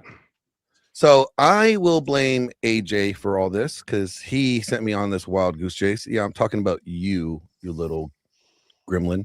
I started looking into it, and the fourth turning theory is like, so basically the idea of like the hypothesis is basically saying that America has these 4 waves seasons that repeat themselves over and over again, right? We keep repeating history, like you've heard that before. Oh, humans always. Oh, repeat wait, history. Angry Casper, did you bring it up too? Angry History Casper repeats itself. So that's what they're saying. We're in that phase right now where it's destruction. It's like the worst phase, which is the 4th phase, Well, and now we have we're to in the crisis phase. we have to rebuild again. But I don't think why I brought it up was I don't think that people understand that some of their new adoptions, like, oh, I'm not going to get married anymore, or I'm not going to ever start a relationship with a woman, or I'm going to stay single. Like, I don't think they understand that is going to actually punish them down the road. Like, it's going to hurt them 10 years from now. It's going to be good now, but in 10 years, it's going to hurt them worse. So a lot of people are adopting things that are actually going to be destructive for their future. And you're saying this is mindsets adopted by women. So it says, okay, so Strauss and Howe say that a crisis accumulates in the destruction and rebuilding of an institutional life. Evolutionary and I had this overlap between evolutionary psychology, religion, and all these different things that we're seeing like spike up, right? How does this like all kind of play a role? And so it's basically like where the overlap is. So according to like the 4th turning describing like the reoccurring of social crisis, when you add evolutionary psychology, it explains the underlying human instinct that flares up during these crises. And when you add like things like religion into it, religion explains how society historically contained those instincts and convert them into more of a solidarity, while technology adding into the factor explains how the modern version is now faster, louder, and more and destabilizing and harder to govern. So when you're going through these 4 turnings, right? Why it seems so chaotic now, that the crisis is so much worse now, because we have devalued religion societal wise, right? So it doesn't have that the way to like contain how people will react by having those social buffers. And when you add like the way that men and women are, their instincts, their human instincts are flaring up during the crisis, well, the technology only like exasperates it, only like magnifies it even more so. Because their fears are magnified on social media. So it creates more of the bias, more of the narrative. Yeah. So I thought it was interesting when you see where the overlap of like knowing the cycle of the 4th turnings, whatever they talk about, and then you adding all these other elements to it. Why is it now seem a lot worse than it was in other crisis eras in America, right? And you factor the religion was a lot higher back then, and technology, we didn't have the advancement of technology that we do today. And when you remove those 2 factors, it would probably be something similar back then. Maybe, or it just seems that way because we have the ability of technology to communicate, share things, and so on. Like where it's sort of like the thing where people say like, oh my gosh, there's so much autism today. It's like, well, no, we actually have just better means of detecting it and analyzing it. We might have had the same amount before. We can just detect it better and we can talk about it more. People like red pill topics, right? Same sort of thing, like women being like this, women being like that. It's like, well, now things really haven't changed much. Just guys can talk about it more, right? There's always been like probably the same number of simps in the world. Right? There hasn't been like this explosion of simps, right? There's been like a large group of men who are non-select, and there's always been a small group of select. And it's just the way the world has always been. But these guys can get online, we can share stories, talk about it, debate, all that bullshit. And it seems like it's more prevalent. I'm not saying that's the case, but it's certainly a possibility. And then you have to factor in 60% of that is bots and farming, troll farming. Oh yeah. Yeah, absolutely. It's so funny when people fall for that stuff, isn't it? Like they think that it's like an actual girl making this comment on social media. It's like, dude, you don't realize this is like some dude, some Indian guy in a room full of Indian guys sitting there like tapping away on a computer. With 10 phones, Exactly. He's sitting there and just typing whatever. Yeah.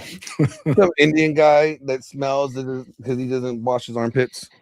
Right. Well, yeah, of course they do, just with cow piss. Yeah, so so like here's what it says. The crisis culture makes the opposite sex easier to demonize. In the fourth turning type of environment, everything becomes moralized and politicized. So men start hearing that women are manipulative, entitled, and disloyal. Women start hearing that men are dangerous, selfish, and oppressive. And some of those criticisms point to real behaviors, but once it becomes totalizing and trust collapsing, the intersexual relationships stop being about how love and family and start becoming proxy war zones for ideology. Like the masculine and feminine both get distorted. In breakdown periods, it'll break down like this: masculine strength can turn into domination, bitterness, emotional shutdown, and raw control. And then female sensitivity can turn into manipulation, fear-based testing, validation addiction, and chronic dissatisfaction. And healthy polarity gets replaced with characters. And the result is going to be, well, more short-term mating, less stable bonding. The overlap of crisis, tribalism, and tech and moral decline tend to produce more suspicion between the sexes, later marriage or no marriage, more sexual confusion, more performative relationships, more infidelity temptations, more fear of commitment, less trust, less fertility, more loneliness. Okay, so then the boomers are right when they say the boomers did it all. They enjoy. They say enjoy the decline, right? The boomers go enjoy the decline. Isn't that their saying? Yeah, I think so, man. I mean, so really, like the problem is that guys. Well, actually, I think men and women, but I really don't think about girls all that much. But so guys, they'll think like, well, the solution, or at least like how I deal with this, right? Which is really just coping. And then like, I'm going to check out. Just talk about it. No, they talk about it online. Like, I mean, this right now is an example of it. Okay, granted, we're not sitting here being critical. We're talking about, and that's, I guess, we're talking about somewhat the talking okay. about. Yes, but there's tons of mileage online spent on just discussing and arguing about this stuff. And really the solution as men, because there's a colleague of mine who says it begins and ends with the men. Like everything begins and ends with the men.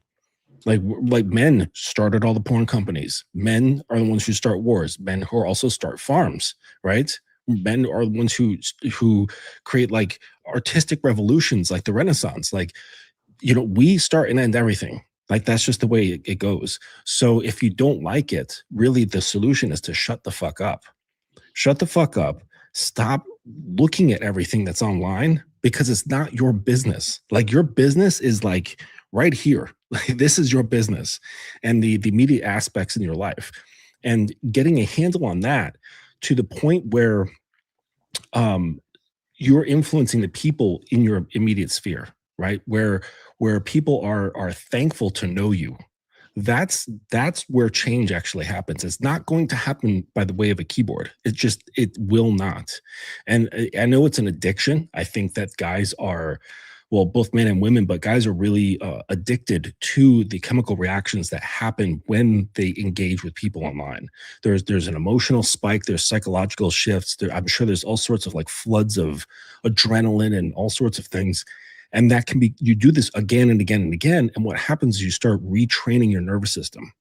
And then it starts expecting these things, sort of like that dog experiment, with the bell and the treat, the drooling, like, just like classical conditioning. So basically guys are classically conditioning themselves and rewriting their nervous system to respond like predictably. And it's terrible, because what happens is when you're like that, it means that you're easily controlled, right? Because if your behavior becomes predictable, then it can be analyzed and then manipulated. So and then you're like a slave, basically. I had this comment today, which I thought was a little funny. So this guy comes in, he's like, I was talking about what you can keep within your like do what's within your control. And he came in and said, well, we can't because women are the gatekeepers of sex. And so No, I they're said, okay, I said, so first it was women are gatekeepers of sex. Now it's women are gatekeepers of relationships. So basically what you're telling me is that everything is out of your control and women control it all. Like, are we perpetual victims of everything right now? Like at what point do we take control of our own actions? That's what men have. That's what a lot of the male space has become. Unfortunately, is like we have no control. It's all women's fault. We don't have power as the women. Mhm. But actually, they're admitting a very real truth, though, right? So, like the heroin dealer, they're basically saying the heroin dealer has all the power, and it's like, well, really, it's the fact that you are addicted to heroin. And they just so happen to have the thing that you truly desire, that you're addicted to. So in that, because of that relationship, now it not because they took that position, like the dealer's like, I have control over you now. You will be subordinate to me. Nothing like that was set up. Them that power. They're just doing their thing, standing on the corner, dealing packs of heroin. And by way of your relationship to that drug, now they've been placed in a position of authority and rule over you. Okay? You have given them that position exactly by way of your addiction. So they didn't take the position, you placed them in that position. And the same thing has happened to guys with their lust and their neediness and then all the psychological shit that's connected to that stuff. So what they did is they inadvertently placed women on the throne and then complains that they're on the throne. Yeah. And women are sitting there going, but I didn't want to be up here. I didn't climb on this throne. I didn't say I want you to worship me. Maybe some girls, right? But generally speaking, the feminine archetype psyche overall is not saying I want to rule over, right? Because it doesn't feel good. And then the worst part is like now that they got used to being up there, it's like, oh, I'm not even sure that you're capable of taking over. So they don't even want to like relinquish what they've been doing, right? It's like, of course. Yeah, when they're saying you're crawling on the ground, wagging their finger at them, and from looking up at the throne, saying you're not fit to lead. Men are the leaders, and then like looking down at the male archetypes, and you're like, why am I up here? You're crawling on the floor, like with your chin dragging on dirty cement, telling me that you should be leading. Like, are you joking? And then that's why I said I think that this is a sickness. It's a sickness that I'm noticing because I've been online for now 15 years and I've watched the decay. And I'm like, at this point, it's the worst I've ever seen it. Like the amount of victim blaming and all that.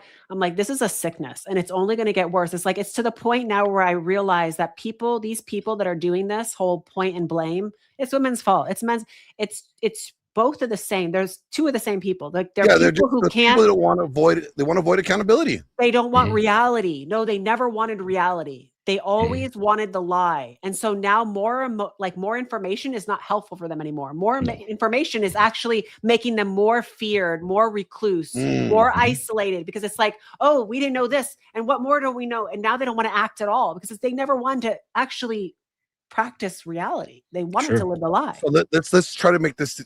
Let's see if this works. Guys, do not sleep with women. They all have teeth in their vaginas and they'll bite your vaginas off or your dicks off. I actually had a dream like that once. It was fucking crazy. And there were human teeth. That's not many years ago. Yeah. But her vagina will bite your dick off. What's interesting though, Gia, is the phrasing, like how you mentioned the phrasing. And you didn't make it up. It's what's said out there. It's women's fault. It's men's fault. Okay. And by way of the structuring of that phrase, it insinuates that I'm not part of that. Okay. Like I'm standing on the sidelines and saying, oh, it's the Eagles' fault. It's the Bills' fault. Right. That's like as though you're not there. There's no sideline. You know what I'm saying? The most honest thing to say is this is my fault. At this point, okay. It's not your fault. It's your responsibility. You may not have done the thing, but you have it's on your watch. You have the responsibility to act. So what are you going to do about it? Listen, if you've left a comment, if you're consuming and you've left comments, if you're talking to people about this shit, but like not in a like, hey, what, like seriously, what can we do about this? Let's have a rational discussion. But I'm saying the other shit, like the ocean of it, you are responsible, right? It's your fault, right? You have like the guy that your hands are not clean. All right. And it's because of not taking responsibility for one's thoughts, words, and actions. And if you don't do that, then you're fucked as a man. You should have seen this comment the other day on X. Gia made a post. What was the post? It was something like, men have to realize that they're part of the problem or something like that.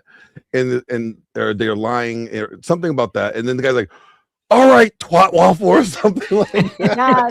So I typically, most of my tweets are about women. Like most of them are directed toward women, right? But of the past few weeks, I've been showing how men also contribute to the issue. Well, since I've been doing that, I have been getting just loads of hate. I mean, way worse than women have ever treated me. I've been treated by men. Like this is like, I'm like, my eyes are open because I'm like, wow, it's okay when I talk about women. You all love me and praise me when I'm talking about women. But as soon as I show how men also contribute, now I'm a twat, I'm a cunt, I'm a whore, I'm a every name in the book they have called Those me. are three of my favorite words. FenCon.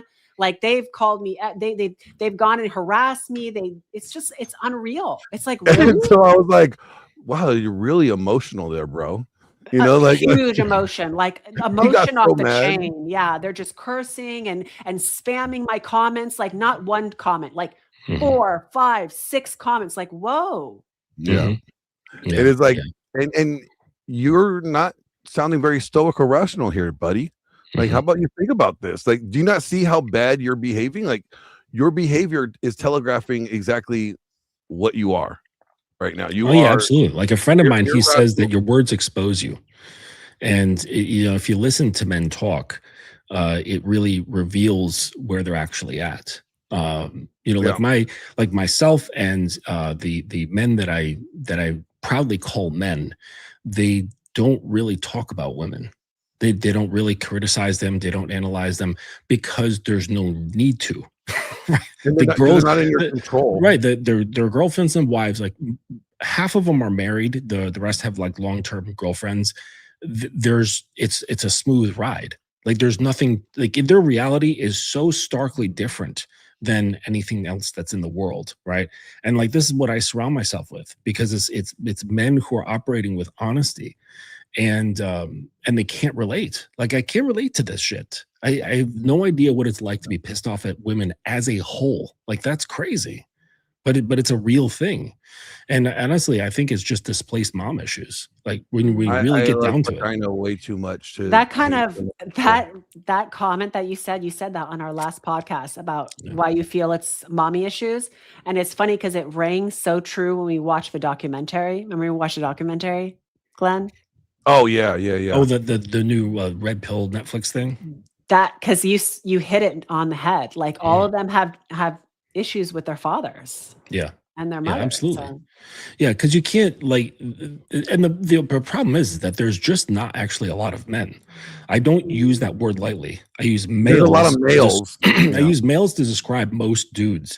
And then men, I think, is a moniker that's developed and earned. Right? It's like going through the rite of passage. Right. And I wrote this article on my Substack, and the funny thing is that guys, when you think of like king, like I'm a king, this, they think of this like Mount Olympus, high up on a throne, the clouds, the golden rays of sunshine. That's not actually where a man's throne is.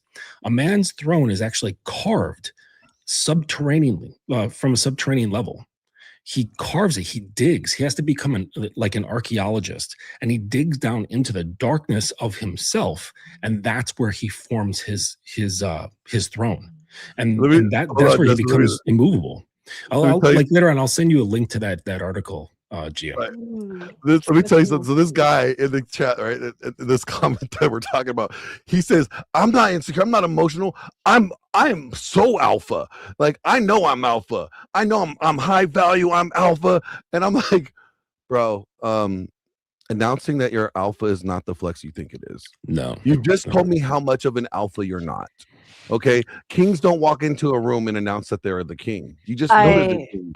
I realized something today, and I said it to Glenn. I said, these people are master projectors. Like, just nothing is ever their problem. It's all they everything you point. It's but women. That's their first reaction. You know what they sound like? They sound like women. It's very feminine behavior. Whenever you say "but someone else," when you're talking about something that this group of people are doing. But women, that's women. That's just really feminine. Sure. Because Yeah, we're talking because about because women, if you were one of these weaklings who gets into it with a back and forth with a woman, you'll find that the girl will deflect because they don't really like to meet things head on. Okay, and this is what you see of guys today. They're deflecting, they're dodging, they're smoke screening. They're all doing these things instead of standing straight up and not only facing the bullets but running towards them. Okay. Like that's a sign of a developed man's mind, is that he doesn't run from the fear of learning something about himself that's uncomfortable, right? Yeah. He runs straight towards that stuff and impales himself on that spear of truth. That's what men are made of, okay? Because we realize we don't have all the fucking time to waste. Okay. We don't have time to waste sitting around and complaining about bullshit. It's like we want to get to the fucking truth of the matter. And like, I'm sorry, but like red pill isn't it, right? Because really the truth is, as one of my other colleagues says, it says the truth is inside you. You just have to be courageous enough to fucking look at it. And the thing is that when you start doing that, you're not going to like what you see. But that's the beginnings. That's the very beginnings of actually being able to be a man and stand with both feet planted on this earth. Yep. I mean, and it's funny because I was like, I made this tweet earlier today. I was like, men love to complain, or men these days love to complain, but most men won't do a damn thing to fix the thing that they're complaining about. No. That tells me like it's not really that important to them. Crying about politics or the broken homes or bad relationships or the state that the world in means nothing if you refuse to act. The quiet part out loud is they just don't want change. Yeah, they don't want the change. They want to be able to, they want to complain, or they use it as a justification why they are not choosing to do better. Which is why they'll say stuff like, we just need to be Amish, or we need the Muslim to take over. Like, if you have to resort to force for change, that means that you're not really in charge of yourself. Like, you don't. Right. I would just say more generically, if you need something outside of yourself to govern things, right? Yeah. Because that's what they're doing. Is basically saying like, I like the way I saw the world as having this structure, whether it was very imperial, where say like a religion, like Islam was telling everybody what to do, and if you don't fucking do it, you'll be severely punished, or more of like a quiet social agreement, the way it was say in the 1930s, 40s, 50s of the United States, right? There was that structure. It's like, okay, you do this and you do this, and everybody plays along, and if you do it well, everybody will be fine. And so for the longest time, guys just relied on that. Like, you didn't have to be anything of real substance. Okay. If you played the game, then everything was okay. And now, because, those guardrails have been basically shattered, it really comes down to the quality of who you are as a man. And, I do think that they want change. I really do. But I don't think they want to face what it requires in order for that to do so. They don't want it bad enough. Right. Yeah. So then that's unfortunate. About it? Yeah. Well, because that's how guys are. Okay. I mean, think like kind of how women are. We'll get. I don't pay much attention to girls. So guys, they will wait until that tooth has turned into a brown abscess, and then they're like, maybe I should go to the dentist. They wait until their exhaust is falling off their car and dragging on the road, and like, maybe I should go to a mechanic and get a new exhaust. Or they need to cut off their foot because it's decaying. Exactly. Or that fucking ingrown toenail is now like got this pus coming out of it. You're like, man, maybe I should go to a podiatrist. It's like, that's just how guys are. They'll wait till they're a fat piece of shit before they're like, maybe I should hire a trainer, or they'll wait till they find out they have diabetes or something that's going to impair them from working before they actually get on a diet. That's just how guys are. And it's on average, right? It's just unfortunate that because that's the widespread mentality of males, that means that things are going to get worse before things, then they'll hit rock bottom and go, okay, it has to break. Maybe we should do something. It has to break completely for anybody to act. Yeah. We got this question coming in. Good buddy on X. He says, is there any validity to suggest that most women aren't deemed attractive? Or I think he meant most men aren't deemed attractive. Is that like most men not deemed attractive to women? No. I think what he's talking about is this like data floats around where it says like What are you talking about, Uncle from like Guns? data from like Justin dating. has been Hey, my Uncle buddy. Guns. Hey. Justin's been my buddy for a long time. What are you talking about? He's my moderator. So yeah, there's the online stuff where the I guess gather dating app data or something, but they're saying that most women find most men They 80-20. unattractive, right? He says correct. And, He goes, and I would is there say, any validity and to I would suggest say, that find why the unattractive? hell are you paying attention to anything a woman is saying or thinking that is not your woman? What's the fucking point? Stop looking to women to lead you on how to think, how to speak, and what to do. Yeah, like who cares if most women find you unattractive? Does your woman find you attractive? And if she does, shouldn't that be the only one that matters? Also, we know that what they say online about what they deem as attractive is not actually what they get offline, is not who they actually talk to and have dates with. Like we know women are still talking to guys that they don't traditionally think are attractive. Like their other things factor their decisions, not just attractiveness. Yeah. Yeah. And attractiveness is not the attractiveness for women, the way that they measure it is a lot different than just men. Men, we look, are you hot? Do you got the titties? Do you got them birthing hips? Cool. Done. Women look at, men. It's like this. Men are success objects. Are they competent? Can they acquire resources? Can I trust that they are going to be able to provide for me and my offspring? That right there, that makes up attractiveness. Part of the attractiveness feature. Huge. Man, we just care if you got some titties and ass.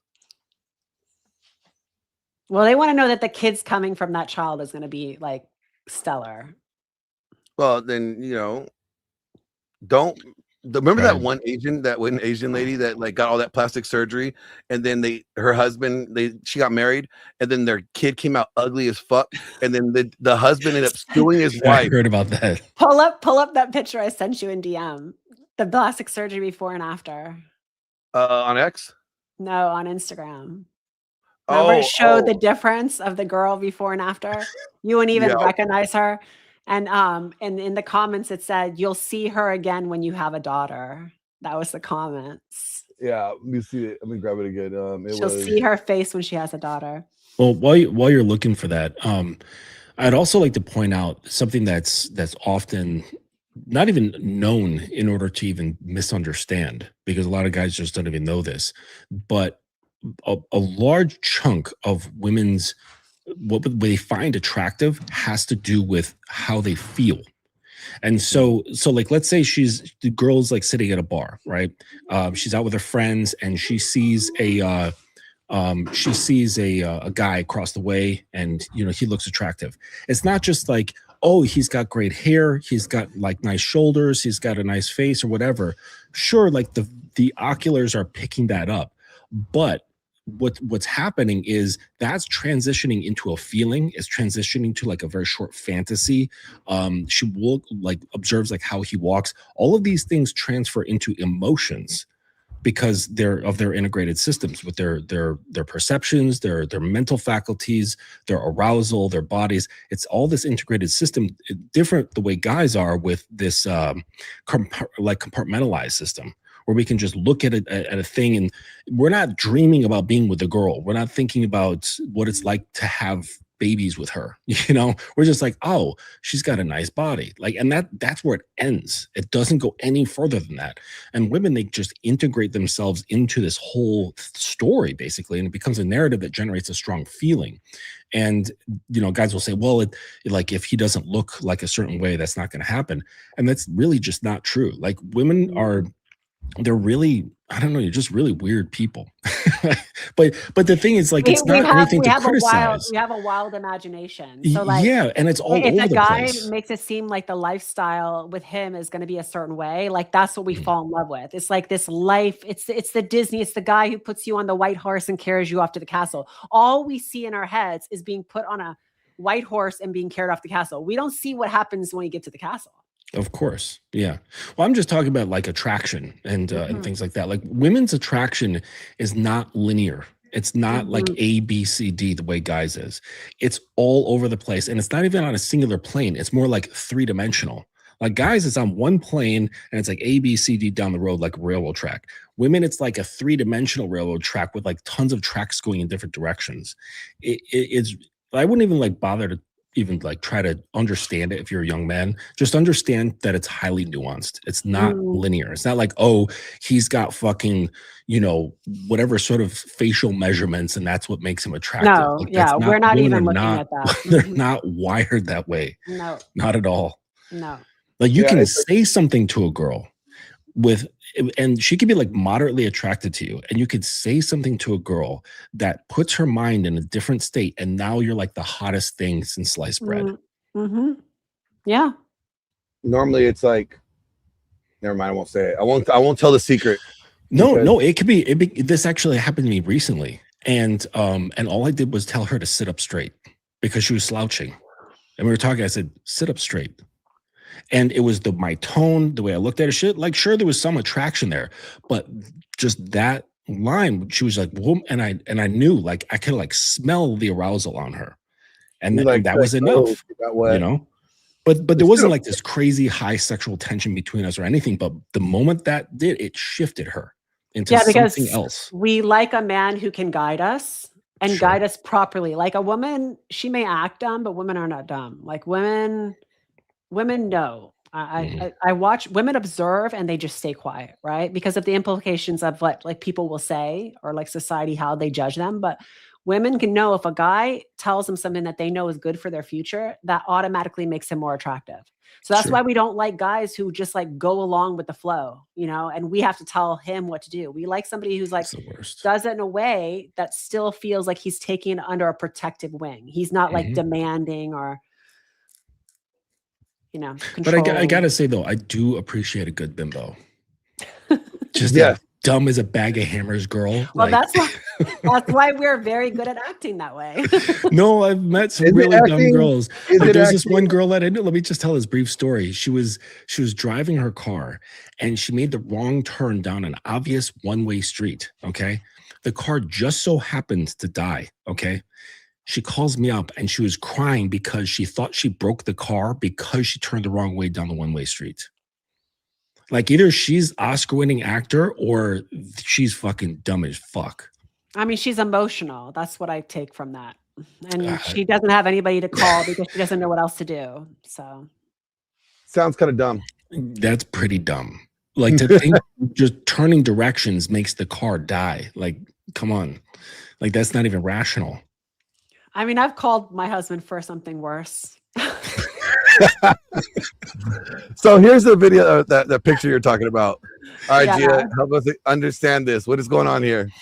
Yeah. So I wanted to show you this because this is kind of crazy, right? It's like not even the same girl. The Picasso technique. So this is using cubism? It's crazy to me that this is plastic surgery. I mean, her eyes are even different. Oh yeah. Her lips she are even had different. an outward eye lift on the Like, on the side. there's not anything there that tells me that's the same girl. So it's just kind of crazy, I guess that's where we are today. But what I would be interested in, because obviously the after picture she has makeup on, I would like to see no makeup in the same exact harsh lighting. Like just try to get it as equal side to side as possible. Yeah, because one is a photo. You can tell this is harsh lighting over here on the left, and the lighting over here is a lot softer on the right.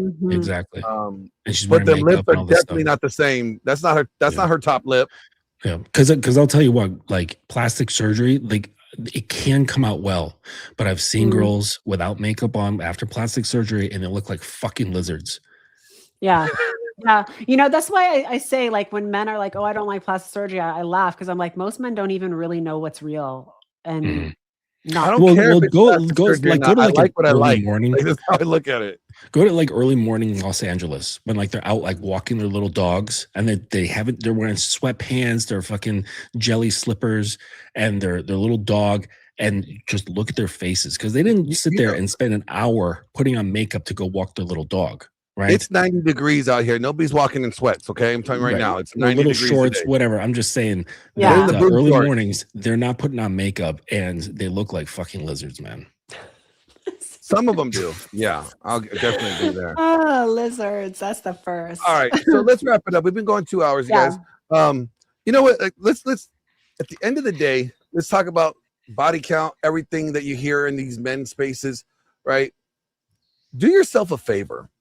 You hear something that sounds like triggering, or it look into it.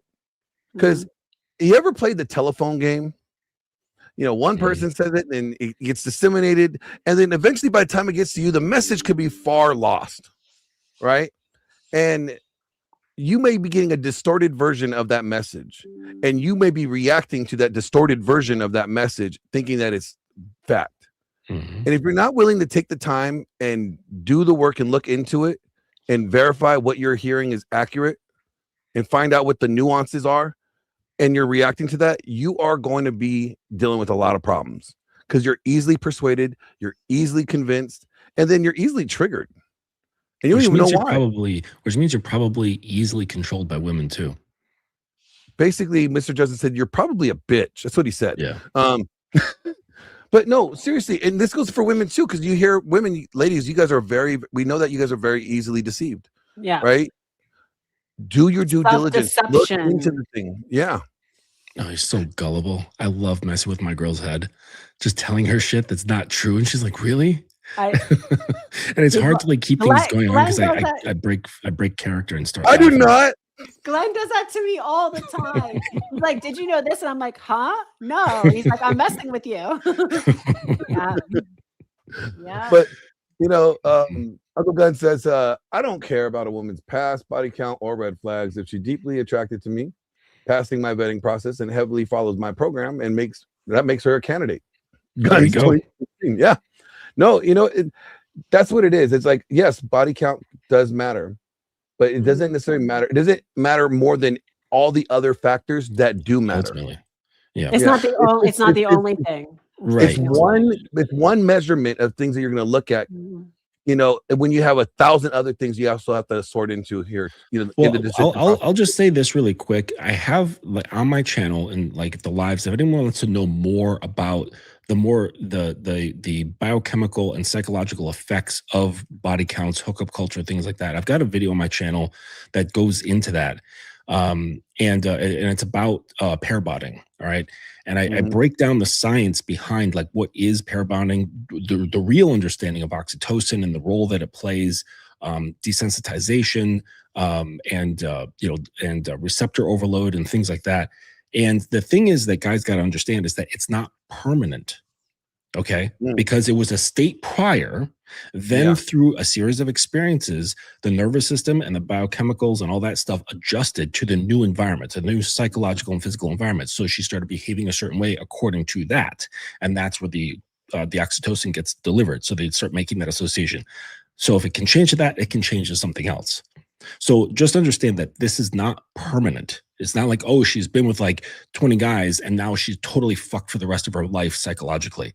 Not so, right? Minds, brains, they're plastic. They can be influenced, they can be shaped, and the neural pathways can be changed. And provided you know what you're doing, you've studied this, and you have influence. And you can absolutely change an entire person's psychology, right? You can make them into, well, depending on how devious and how powerful you are, you can make them believe and behave in pretty much any way you want. That's crazy. And you know what? We'll end it with this message brought to you by Gia's husband. He just sent this to me. For happiness is getting yourself a Latina. We can cook for you. We can clean for you. We're going to call you Papi, Sir, Mi Amor, Papacito. We're going to treat you like a king. I think all you need in life is a Latina. If I got that girl, I'd be like, okay, every time you talk to me, you're going to do that with your body. I want to see that ass cheek jiggle. I want to see that jiggling ass cheek. Just every single time you're going to shake yourself, right? You want to excuse yourself to use the restroom. You say, Daddy, may I use the restroom? Yes. But you have to ask with the shaking. Daddy, single thing, every single word that comes out of your mouth, you got to shake like that little hula doll that's on the dash of cars. Yep. That's messed up. Did I tell you about that time I had I met these two Latina chicks, and then they asked me for directions, and I was like, I can tell you how to get over to. With a dominant presence.